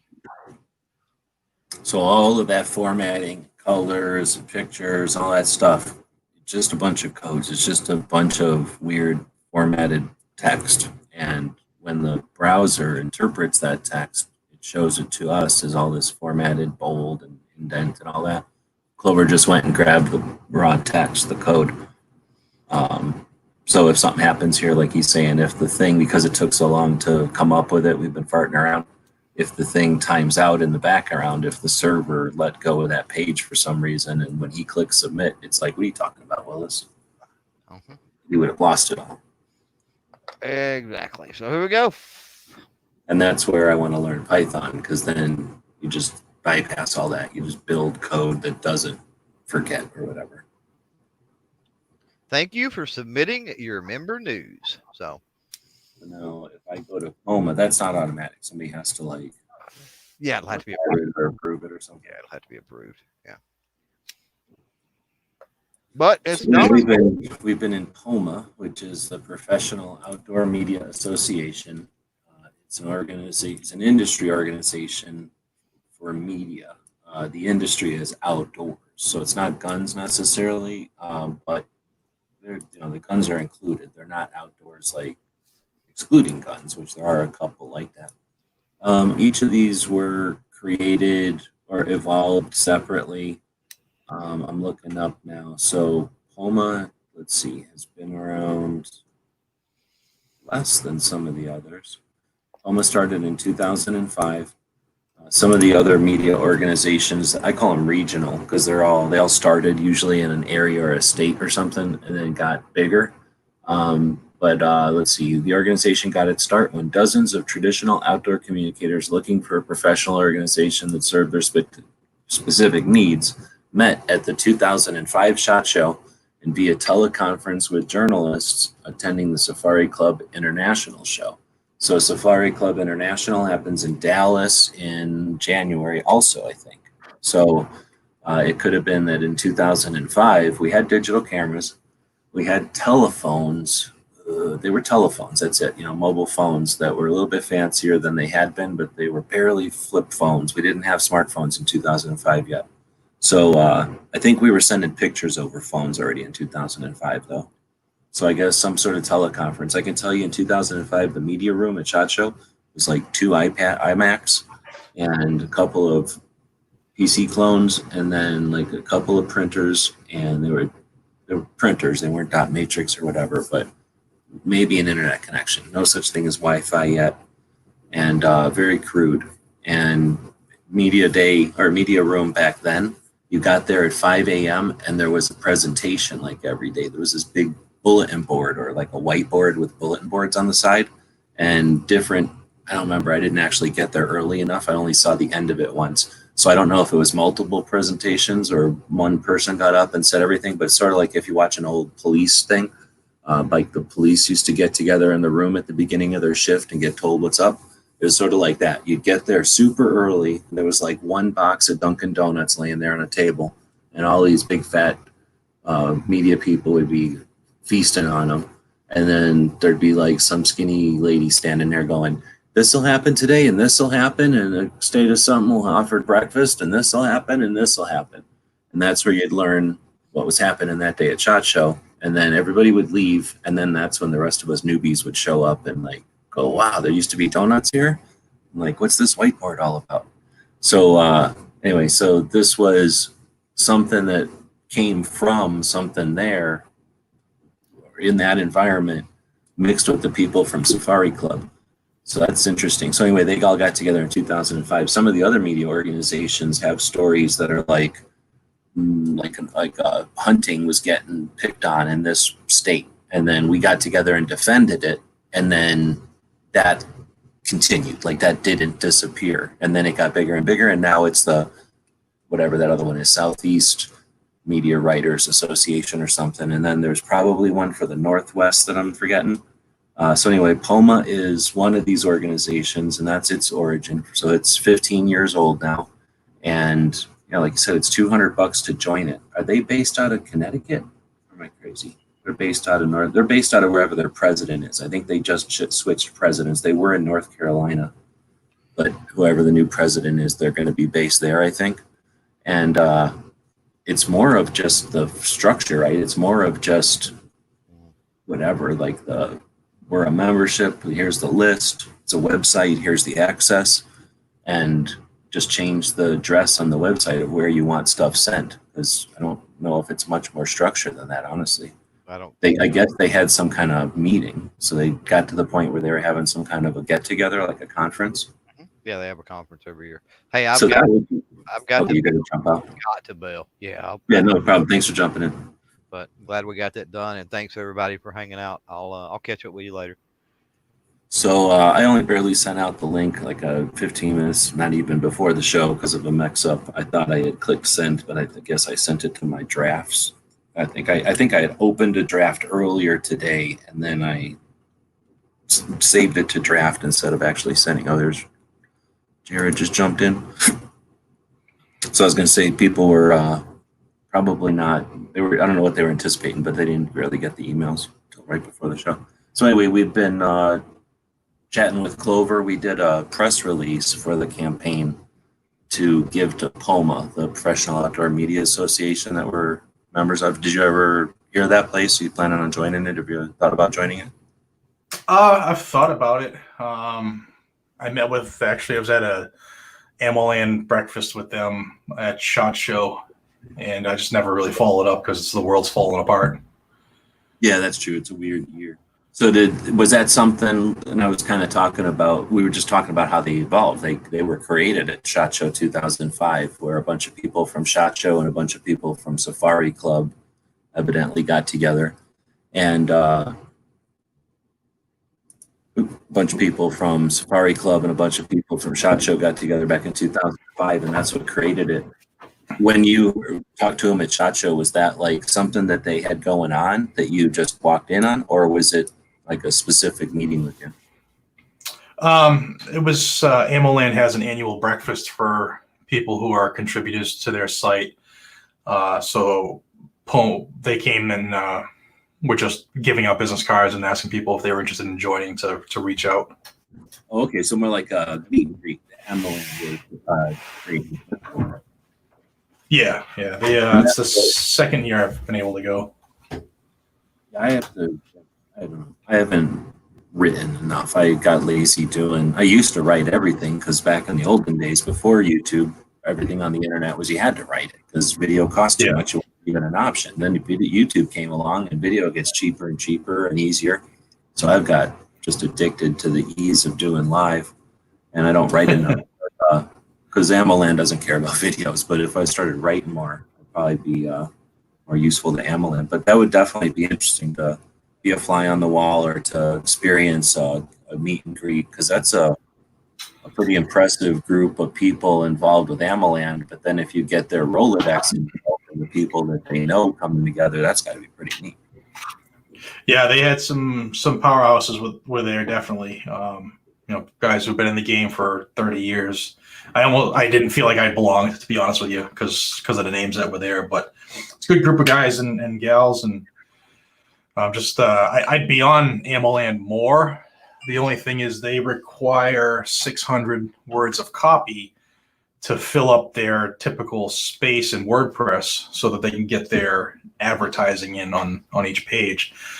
And I mean, obviously, you know how my thing goes. It's like it's a quick news hit, get it up, get it out, and move on to the next one. So for me to sit down and write an additional 600 words of copy after I've done the video, the research, the editing, the upload, and all that stuff, it's sometimes not.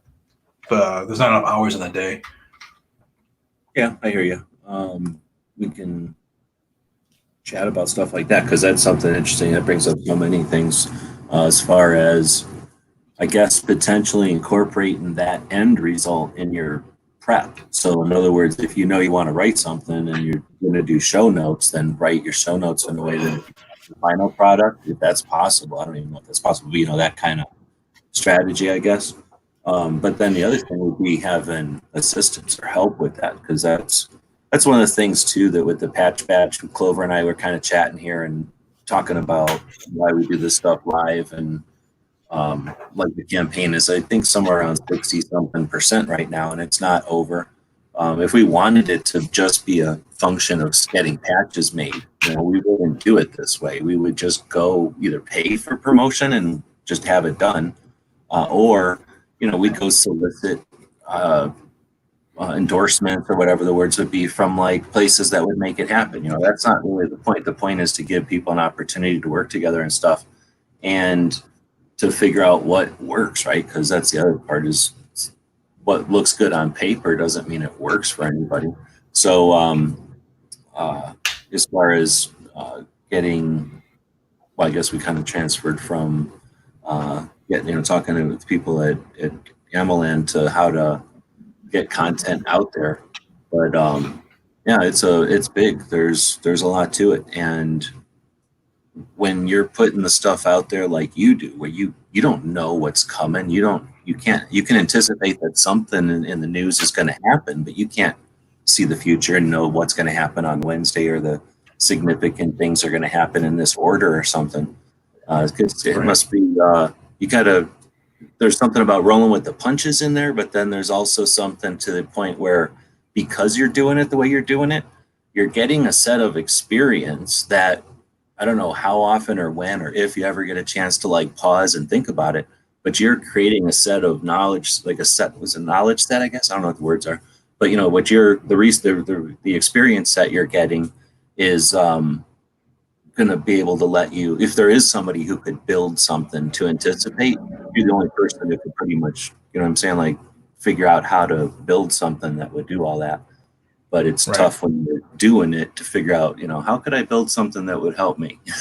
Because you haven't even Yeah, explored no. the ways you need help yet, you know, and you gotta, I know, and then things change, you know, where, oh, you know, I got this contact, for example. I'm assuming, you know, you might get a lot of info from this contact, but then something changes and now you don't have that contact.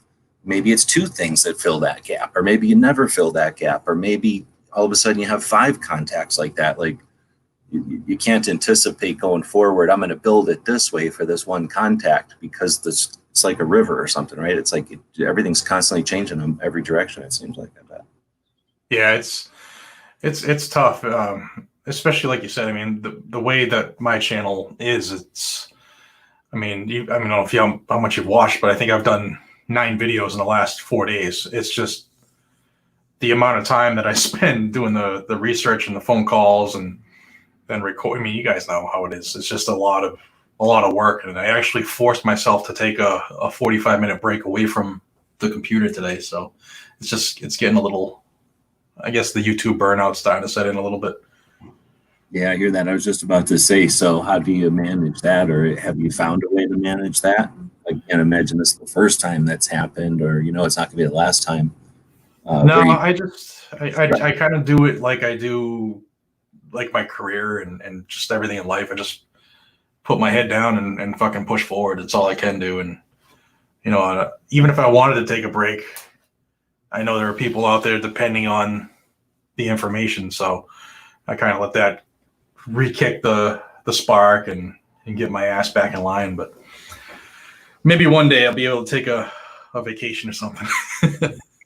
Now, have you ever thought about, do you think it's possible to build a system or a structure, a group of people, like some kind of thing that, you know, a mechanism to facilitate what you're getting, like all the info you're getting? Because I got to assume too, the way you're doing it, there's gonna be times when you're drinking from a fire hose and you just have to prioritize or whatever. Like I only have this amount of time to get information out, so I've got to pick these 3. You know, maybe I can Yeah. get to it later. But anyway, is there some way to build a system that could even do it, or you're still trying to figure it all out? Well, I think the big thing for me personally on my end is to see what's going on right now with my employment and my injury issue. Because I want to flesh this out to do. I think this could be something, you know, that I could push and like you said, grow but I need to know what's going on with my back. If this ends up being my career, if I can't go back to work because of my injury, or if they medically retire me, that's one set of, I guess, facts that are being presented. And then if I have to go back to work, if they approve the surgery on my spine and that goes through good, then I'm back to, you know, working the streets for 60 to 80 hours a week. And then, you know, keeping up with everything becomes a little more difficult. So it depends on what happens in the immediate here. And it's just a super stressful time. I mean, like I haven't been able to really walk the last 2 days because of the pain shooting down my legs into my feet. But my employer, the department's trying to force me back and not approve the surgery on my spine. So it's a lot of moving parts right now before I can really focus on growing it, because I want to make sure I can give it my all and that I'll be able to give it my all. No, I hesitate to even ask this one, but I'm going to anyway, I guess, because I don't know. This is unscripted. So hopefully it doesn't offend you. But when you're talking, because obviously you've been talking, like, I guess, like how to accomplish it all. But when you get into it with your situation physically, what I've noticed, what's cool about the internet is, let's say you got a twinge or I'm trying to describe a pain or a shooting pain, or something happens. I've had this happen. You know, all of a sudden I got this pain in my mouth. I know I can go online and ask some people, hey, what's up? And they might not be doctors, but, you know, just with their life experience, they're going to be able to, like, oh, get to a doctor, or that's no big thing. Try poking this, you know. So with as many subscribers as you've got, I've only barely, I mean, I have a lot of subscribers on my one channel, but that's from the old days. So back in the old days when I got those subscribers, we were interactive in a certain way, but I'm not sure how it is nowadays because this is 10 years later. When you've got 300,000 subs, like I'm guessing you probably have at least dozens of names out there that you recognize. You probably never met them in real life, but you can interact with them enough online. Is it like that, or is it like you got 36 people that you have that you notice and you keep track of? And are you able to say like, hey, I've got like a pain in my back or a pain in my leg, and actually get valid advice? Or is it just so much advice that it's just useless and you don't even really get any good advice? It's probably a little of both. Like whenever I, like on the couple times where I'm visibly hurt, and people can tell I'm uncomfortable, I get a bunch of people saying, hey, I'm a chiropractor, try this, or, because for a while I was taking CBD oil at the direction of a doctor because I refused to take anything narcotic.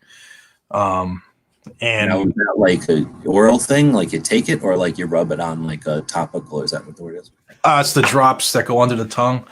And then So how does that work? Was that effective? I can't tell you honestly. So the only one I can take has to be certified THC free. So that in and of itself, each vial, it's a 30-day supply, cost me $325. And after buying them for 3 months, when I went to go submit my receipts to workers' compensation here, because I was injured on the job, they said, we don't cover CBD oil. So now I'm into it for $1,000. And then they tell me that they're not going to do it anymore. So I stopped taking it. Well, was it effective as pills at the time, or? To be honest with you, I don't know. I've been on my job for 23 years, and I've broken ribs. I've dislocated my jaw. I just have a bunch of injuries that have mounted, and I really don't know if it helped any, because the pain in my back has just overcome everything. It's like 24 hours a day. It didn't get rid of the pain in the back. It might have helped with the aches and pains that I usually have every day from like my knees or my wrists or something. It's hard to know what it avoided because it avoided it, kind of thing. But right, yeah, there's just the one thing is just so overpowering. It's tough to tell if that helped out a little bit or not. Certainly it can't help out if it's stressing you out, costing that kind of. I had no idea it cost that. I mean, I always hear it and I'm like, theoretically, it sounds great. It's a plant. You squish the plant, you get some oils out of it. You remove the oils that worry about getting you high or whatever, so you don't have to worry about the drug testing part of it. And if the other rest of the oils can alleviate pain, I mean, I guess it makes sense. They're not going to be as good as a narcotic or whatever, but for $1,000, I'd be so stressed on the money side. Yeah, I wouldn't. I can totally understand that. Yeah, it's not a no-brainer or anything. Yeah, it's cost, in my mind at least, it's cost prohibitive. If I tried it the first couple months and it was like, oh shit, I don't feel any pain, then I'd be good. But at the same point, my family, like my father and my brother, there's been a history of dependency in my family. So that's one of the reasons I refuse to take a narcotic. If it's at all possible. Like I had LASIK surgery back in 2006, and I guess par for the course is they give you a barbiturate before so that you can be relaxed. And I refused it. I manned up and went through it. I had my shoulder repaired twice. I had a rotator cuff repair and then a labrum repair. And both times they prescribed OxyContin. And I just refused to take it. I ate the pain, and on the days where I needed an edge to be relieved, I just took 3 Tylenol or 3 Advil, and the doctors were like amazed. But I'd rather feel the pain and know I'm alive than to run the risk of running down that rabbit hole that my family seems to be so capable of running down. I don't know if there's probably something from the military. When I was a little kid, I seen something where. Something to the effect of pain is a sensory input, blah, blah, blah. One of those motivational posters that's, pain is the strength leaving the body, I don't know, whatever, those kind of things. And it worked. Yeah, it's weakness leaving the body. Yeah, I mean, it worked for me, though. But as long as you just think of it as like, when you feel good, it's a sensory input into your brain. But unless your brain has got a spike going through it, your brain isn't actually getting hurt. So Right. in the heel, and like you say, I mean, you can take like an aspirin or something sometimes. I don't like to deal with headaches if I don't need to. But if it's just, I mean, I haven't had this problem you're having, but if it's just like and you're got muscle that's healing or something or aching or whatever, yeah, I'd rather just save the, because I get that. I always figure too, your painkillers and stuff they have a threshold or something, like they lose their effectiveness. I'd Yeah. rather have full effectiveness when I actually do need them, right? Something horrible happens, than to depend on them when I don't need them. Yeah. Plus, another factors are I can, even though I'm out injured, I can be called for a random test at any time. So for that reason, I try to keep my system as clean as possible. I don't even want to have Advil in my system, if I don't need it. So we'll see how that's going. I'm supposed to have some type of answer in the next 2 weeks if they're going to approve the sit down with the surgeon and move forward or not. So we'll see how that goes. Right on. Well, I appreciate it. I didn't want to get too personal there, but I figured I'd ask you since, like I said, it's not scripted. But getting back to the other part of that, the beginning part of that, I think you got the same situation. I mean, we can mansplain for Liberty Doll, but she's described to, her situation. Tony doesn't really talk about it, but I mean, I'd certainly like to see what the world would be like if Tony didn't have to go to a 9-to-5 job every day. Riding shotgun with Charlie. Again, I haven't really talked to him about him, but I'll mansplain it. I'd like to see him not think about it. Just like one of these, I'll watch these TV shows. I don't go out and watch them, but I'll see that there are TV shows that people just travel around and they eat spicy food, or they eat hot chicken wings, or they go to bars or whatever. Like, there's just dumb shows where people travel around eating. Why can't we have Charlie driving around talking to 2A people, right? Like, it's not that big a burden on our community for that to exist. So yeah, I hear you when you're talking about obviously you have to have a job, you have to have an income, I should say, to support family. And we're capitalists. We're supposed to be supporting ourselves and ensuring our future, right? Right. And I've been around doing, I'll say this to people that are listening, probably heard this before, but I started doing stuff online back in AOL days. And my first experience doing stuff online, there was not such a thing as an affiliate link yet. There wasn't enough people online for that to be an effective tool. It wasn't created yet. So when we first built websites, there had to be somebody that paid the bill. So you built a website about, like for me personally, it was about fishing in Southern Arizona. I went to a fishing store in Southern Arizona and said, hey, I'm building this. Will you pay for it? And then I put a banner on the website linking people over to their website. And that's how you funded a project online, is you found somebody who wanted that project to exist, and then they paid you to make it happen. Eventually the internet got big enough, and there was enough regular people using the internet to be what we call an audience, that you'd have traffic flows. And now you could put a billboard next to the highway. You didn't have to have, I built a building, I built a website, and in order to build it, I had to buy the property and I had to put the bricks together. I had to buy the domain name, I had to pay for a server. So I went to some fishing site I actually went to every fishing place in Southern Arizona. That's not a big feat. There was 3 of them, but I went to all 3 and said, hey, help me build this. And they all said, sure, let's do it. Let's help you build it. Because one of them was bass fishing, and that's it. The other guy was basically fishing for people that leave Arizona and go to California and Mexico and fish for big fish in the sea. So they weren't competing with each other. And the other place was basically helping out all the fishing clubs that were in Phoenix. So none of them were competing with each other. They all paid me. And then I let the world know about our lakes down here, which were totally neglected because nobody really fishes on them like in any competitions or anything. And the Forest Service could care less. They were barely online back then. Anyhow, as the internet got bigger and there was more people, well, now we went from having to build something online to put billboards out there. Now we know we had people finding our websites. Now we could just put a billboard out there. So now I could have these banners, and I had a couple of visitors bureaus here in Arizona purchase banner space for us back in the day, just because we had enough traffic going through our websites that it was worth it to them to put banners up, that people would be aware of them as an option if they were looking at Arizona. So then we get to a little bit between, let's say, after that and before YouTube, and there's enough people online that you get places that are affiliates. So someplace like back then, USCCA was just a membership site. You would go there and you would pay to read stuff like what holster to wear. All the stuff that we talk about for free on YouTube today was behind a paywall, and it was in a magazine back with USCCA in the like 2005 to 2009 range.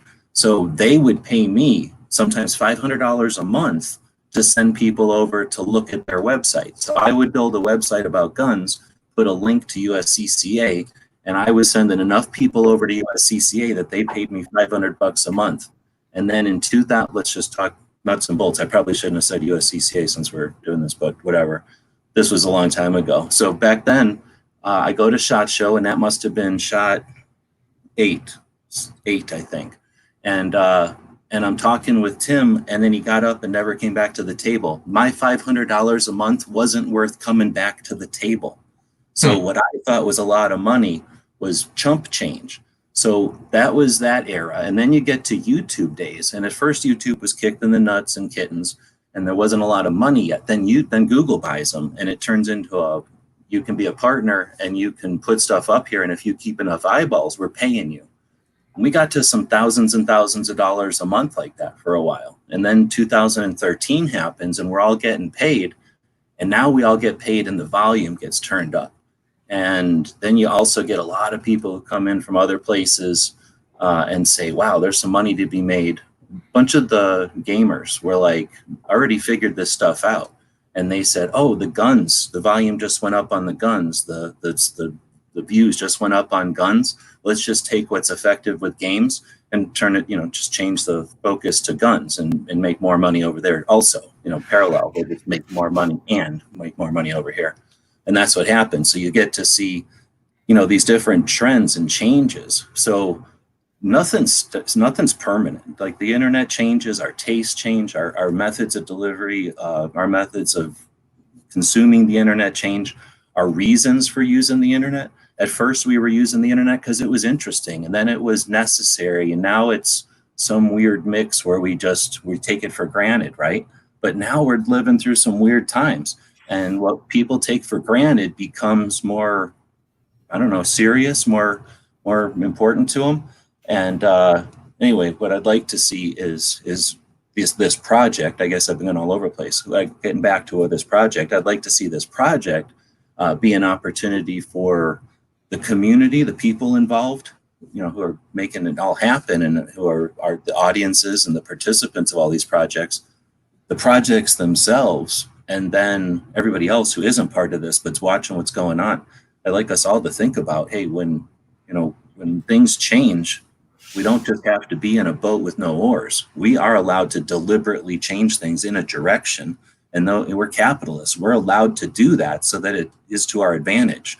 And that's all we really need to do, is realize that we're all floating in some sort of, the same boat, or not same boat, but in the same lake. And we can all, go in the same direction. We don't have to necessarily all drive in the same ship, all have the same music playing, whatever. But, we don't all have to just be wandering and leave it up to discretion or random. Anyway, with our finances, that's another part. So, man, I'd certainly like to see this project and others like it be effective, so that the industry will figure out that there's something to do here. Because imagine what would happen if we had a Patreon that was created and run by sportsmen or Brownells, or somebody who gives a damn about what we're doing. If we had an Indiegogo platform that was run by NSSF, right? Or by Sportsman's. Sportsman's got to be the best company out there, in my opinion, right now. Sportsman's Guide. Anyway, here's Night Strike jumping in. I've been monopolizing it and going all over the place. So, Jared, feel free to jump in there if you want. I went all over the place there, but we'll just keep going. We've been live for 2 hours. I was kind of explaining just as Jared jumped in. I sent out the link like an idiot, like 15 seconds before we went live. I intended to send it out hours before. I guess I accidentally stuck it into the draft folder instead of the sending it. So anyway, people are jumping in here. Nice, I just jumped in, and I think I'm shutting up. I'm still getting over the COVID shuffle, and I just got the email, so I don't know. Maybe the emails are slow tonight. Well, really, Yeah, you just got it, you mean? So yeah, it could be that Clover was saying the internet's being clunky lately. Yeah. I don't have an excuse. Sometimes I just walk away from my email because I get a couple hundred a day, so I didn't see it until I emailed you back. I'd love to get a couple hundred a day from actual people instead of just all advertisements. No, you don't. no, you don't. Yes, I do. It's such a daunting process to just respond.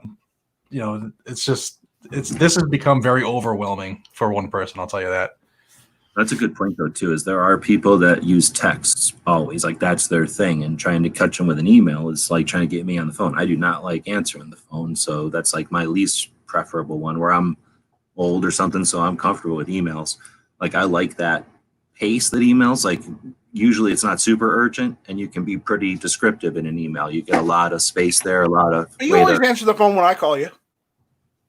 And then text or whatever seem more like, hey, I need to get this right now. Where there's people that are like, well, I'll just text something for next Tuesday. And I'm like, it just doesn't work with my pace. But anyway, that's part of this whole thing too, is figuring out how people, whatever, how their preferences are, and then how to work with not just their preferences, but 12 people's preferences all together.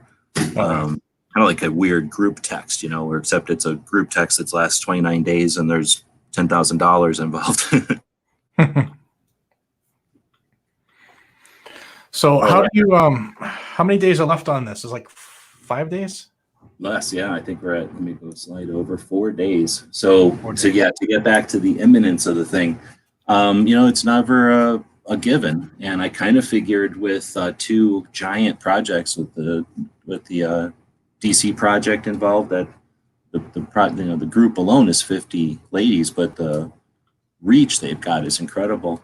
And then the Connecticut Citizens Defense League, I have no idea what their actual membership is, but I'm assuming it's hundreds, if not thousands of people. But again, there's no way to know. So yeah, we're sitting at 69% of the goal. So that's we're just under $7,000 of the goal of 10,000 with just 4 days left. We've got 140 backers. It's going to take about 200 and something backers. So we're about 60, 70 backers away from this happening. So when we look at it that way, that's 60 or 70 people that would think it's an interesting project, or that something that should happen, or that are willing to be involved, and we somehow have to reach those 60 or 70 people in the next 4 days. I'll try to do another push tomorrow on like Instagram and Facebook, see if we can fire some people up. No, it's it's a phenomenon, I guess. First, you got people that have never heard of the concept of a crowdfunding in any way, shape, or form. Then you've got people that just haven't heard of the concept of Indiegogo or a Kickstarter, where you crowdfund, for a goal in a set amount of time like this. So that's got to be some factor where there's people that just haven't heard of it before. And then I never think about this because it's tough. I don't have the consistent, like every paycheck every 2 weeks or nothing like that. I get paid, totally randomly. But there's if this thing is off from somebody's pay schedule, and not everybody obviously has discretionary $50. Come on. So, being able to fit that into a budget or whatever is something that's unknown. But anyway, any kind of campaign like this, it's going to have like a wave. There's going to be the level of participation is going to, begin, and it's going to go up and down throughout the campaign. This one certainly has been the most wavy. Like typically we were talking about this, typically they either start and they pretty much get funded right off the bat. And then once they're funded, they just sit there. I haven't had one that's funded and kept going. And then others have slowly crept, and then right at the last minute. I can only anticipate that, closer to the last minute, more people will see that it's imminent, and anybody who might have procrastinated, I guess, who's aware, and gets reminded, could jump on. But Yeah, I think we still got a lot of potential. I suspect that, all the people who could know about this, I don't think they all got told and decided against it. You know what I mean? I suspect instead we just haven't reached as many people as we could yet. Yeah, it's probably more like it. That's probably closer to the truth than anything. So we can blame GunTube, your video hosting platform. Second year in it. Come on, talk about dropping the ball big time. Yeah, I've got so many people helping me out with GunTube, and I say that sarcastically. No, you did pretty good though, considering you almost got taken out by the COVID. The whole family goes down with the COVID for an amount of time, like weeks, and knock on wood. Well, it's not knocking on wood. It already happened. Nothing happened. GunTube went fine. So whatever you're doing over there, it's solid. It's good job. Well, it's pretty much I set it up to run. If in the event that I can't always be there to baby it, so it seems to be working. So I'm happy about that. Now, have you thought that if you make it too bulletproof, you'll basically set yourself up for assassination or takeover? You always want to leave yourself. Being a gun guy myself, I'm not so worried so much about assassination as I am, not having enough money to keep running things. Get one of them stretchy curly cords, like when on a jet ski or whatever, and leave some integral piece of gun tube connected to you. So if you ever get taken out, it falls out. It turns off. No, because that could backfire, and on August 29th, on my birthday, GunTube could become self-aware and become Skynet. I never built gun channels to that level because I was worried about that. I always. I know. I'm worried about that too, but you never know. Some people were like, just put a lifelike human skin over the top. And I'm like, no, I refused. I don't see any reason to do that. That's one step too far. That's Anyway, exactly. So anyway, we got 4 days. So it's not unattainable, I guess is the word. I'm going to, on Saturday, go live, do like what do they call that? Telethon? Whatever, just go live all day and urge people to jump over and participate. But yeah, we'll see how getting the word out here in the last couple of days and the imminence of it ending. That's the other thing. You tell somebody, hey, we got this project that's got 27 more days left, right. on or whatever. Well, hopefully we can fire people up. Yeah, and it's not like it's at 30%. Hey, please help us get it to 50. It's already to the end. So we're only looking at another 60 people. We figure, not even looking at our reach, we just have a lot of gun owners out there. I'd really like to get it to the, what's the word? Like get the concept out to gun shops. Think of the gun shops and some other things in the industry out there that are probably doing pretty good right now, and let them know, hey, you could throw some of that money at not the just big 3-letter organizations out there that do a lot of work and use a lot of money, but you could be really effective. You could be really strategic with some of that money and throw fewer resources at smaller projects and be ultimately more effective. Yeah. So I don't know. We've got 7 people out there. So at this point, it's been going for 2 hours. Unless you guys got anything else, I guess I'll wrap it up. We don't need to beat dead horse or a dead horse. The goal here was to get the word about it and to give us an opportunity to get together. I kind of dropped the ball on that, but I'm learning. I will attempt again, like I said, on Saturday to get everybody back together, or at least leave a room open so we can all get back together. It's tough with 12 different individuals. There is no perfect time. Nobody just sits Wednesdays aside to do things, right? So I appreciate the people that were able to jump in, especially with the bad email being sent out, and for everybody that joined us live here. I appreciate it, man. Sorry I didn't get the email until I got it when I actually had a chance to sit down and relax a little. So my bad. I could have seen it earlier as well. Yeah, go back and relax a bit. Again, thanks for all the work you're doing, and Well, again, I'll continue to send out some emails so we can talk some off-air stuff, because some of this stuff, well, there's some things that we all want to chat about off-air that are just it's boring and not appropriate for on air. So that's another part of this, and we'll I don't know, maybe do that on Sunday, or maybe after the project, give us all an opportunity to do some after actions together. All right, man. Sounds good. Cool. All right. So with that, Dead Horse or Night Strike, you got anything else? Check out guntube.org. That's it. Right on. So we will be back to pick you up later.